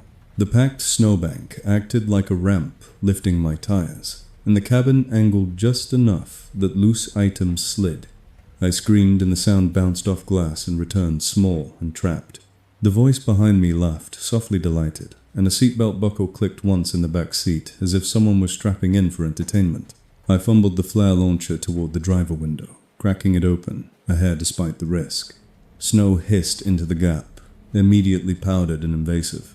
A hand slapped the outside glass, right at the opening fingers, long and pale, and I saw in that moment that the hand did not wear gloves. The skin looked too smooth, too warm. The crowbar scraped again, and my door flexed. I fired the flare upward by instinct. Light exploded outside, turning the blizzard into a swirling universe of sparks. In that sudden day, I saw them.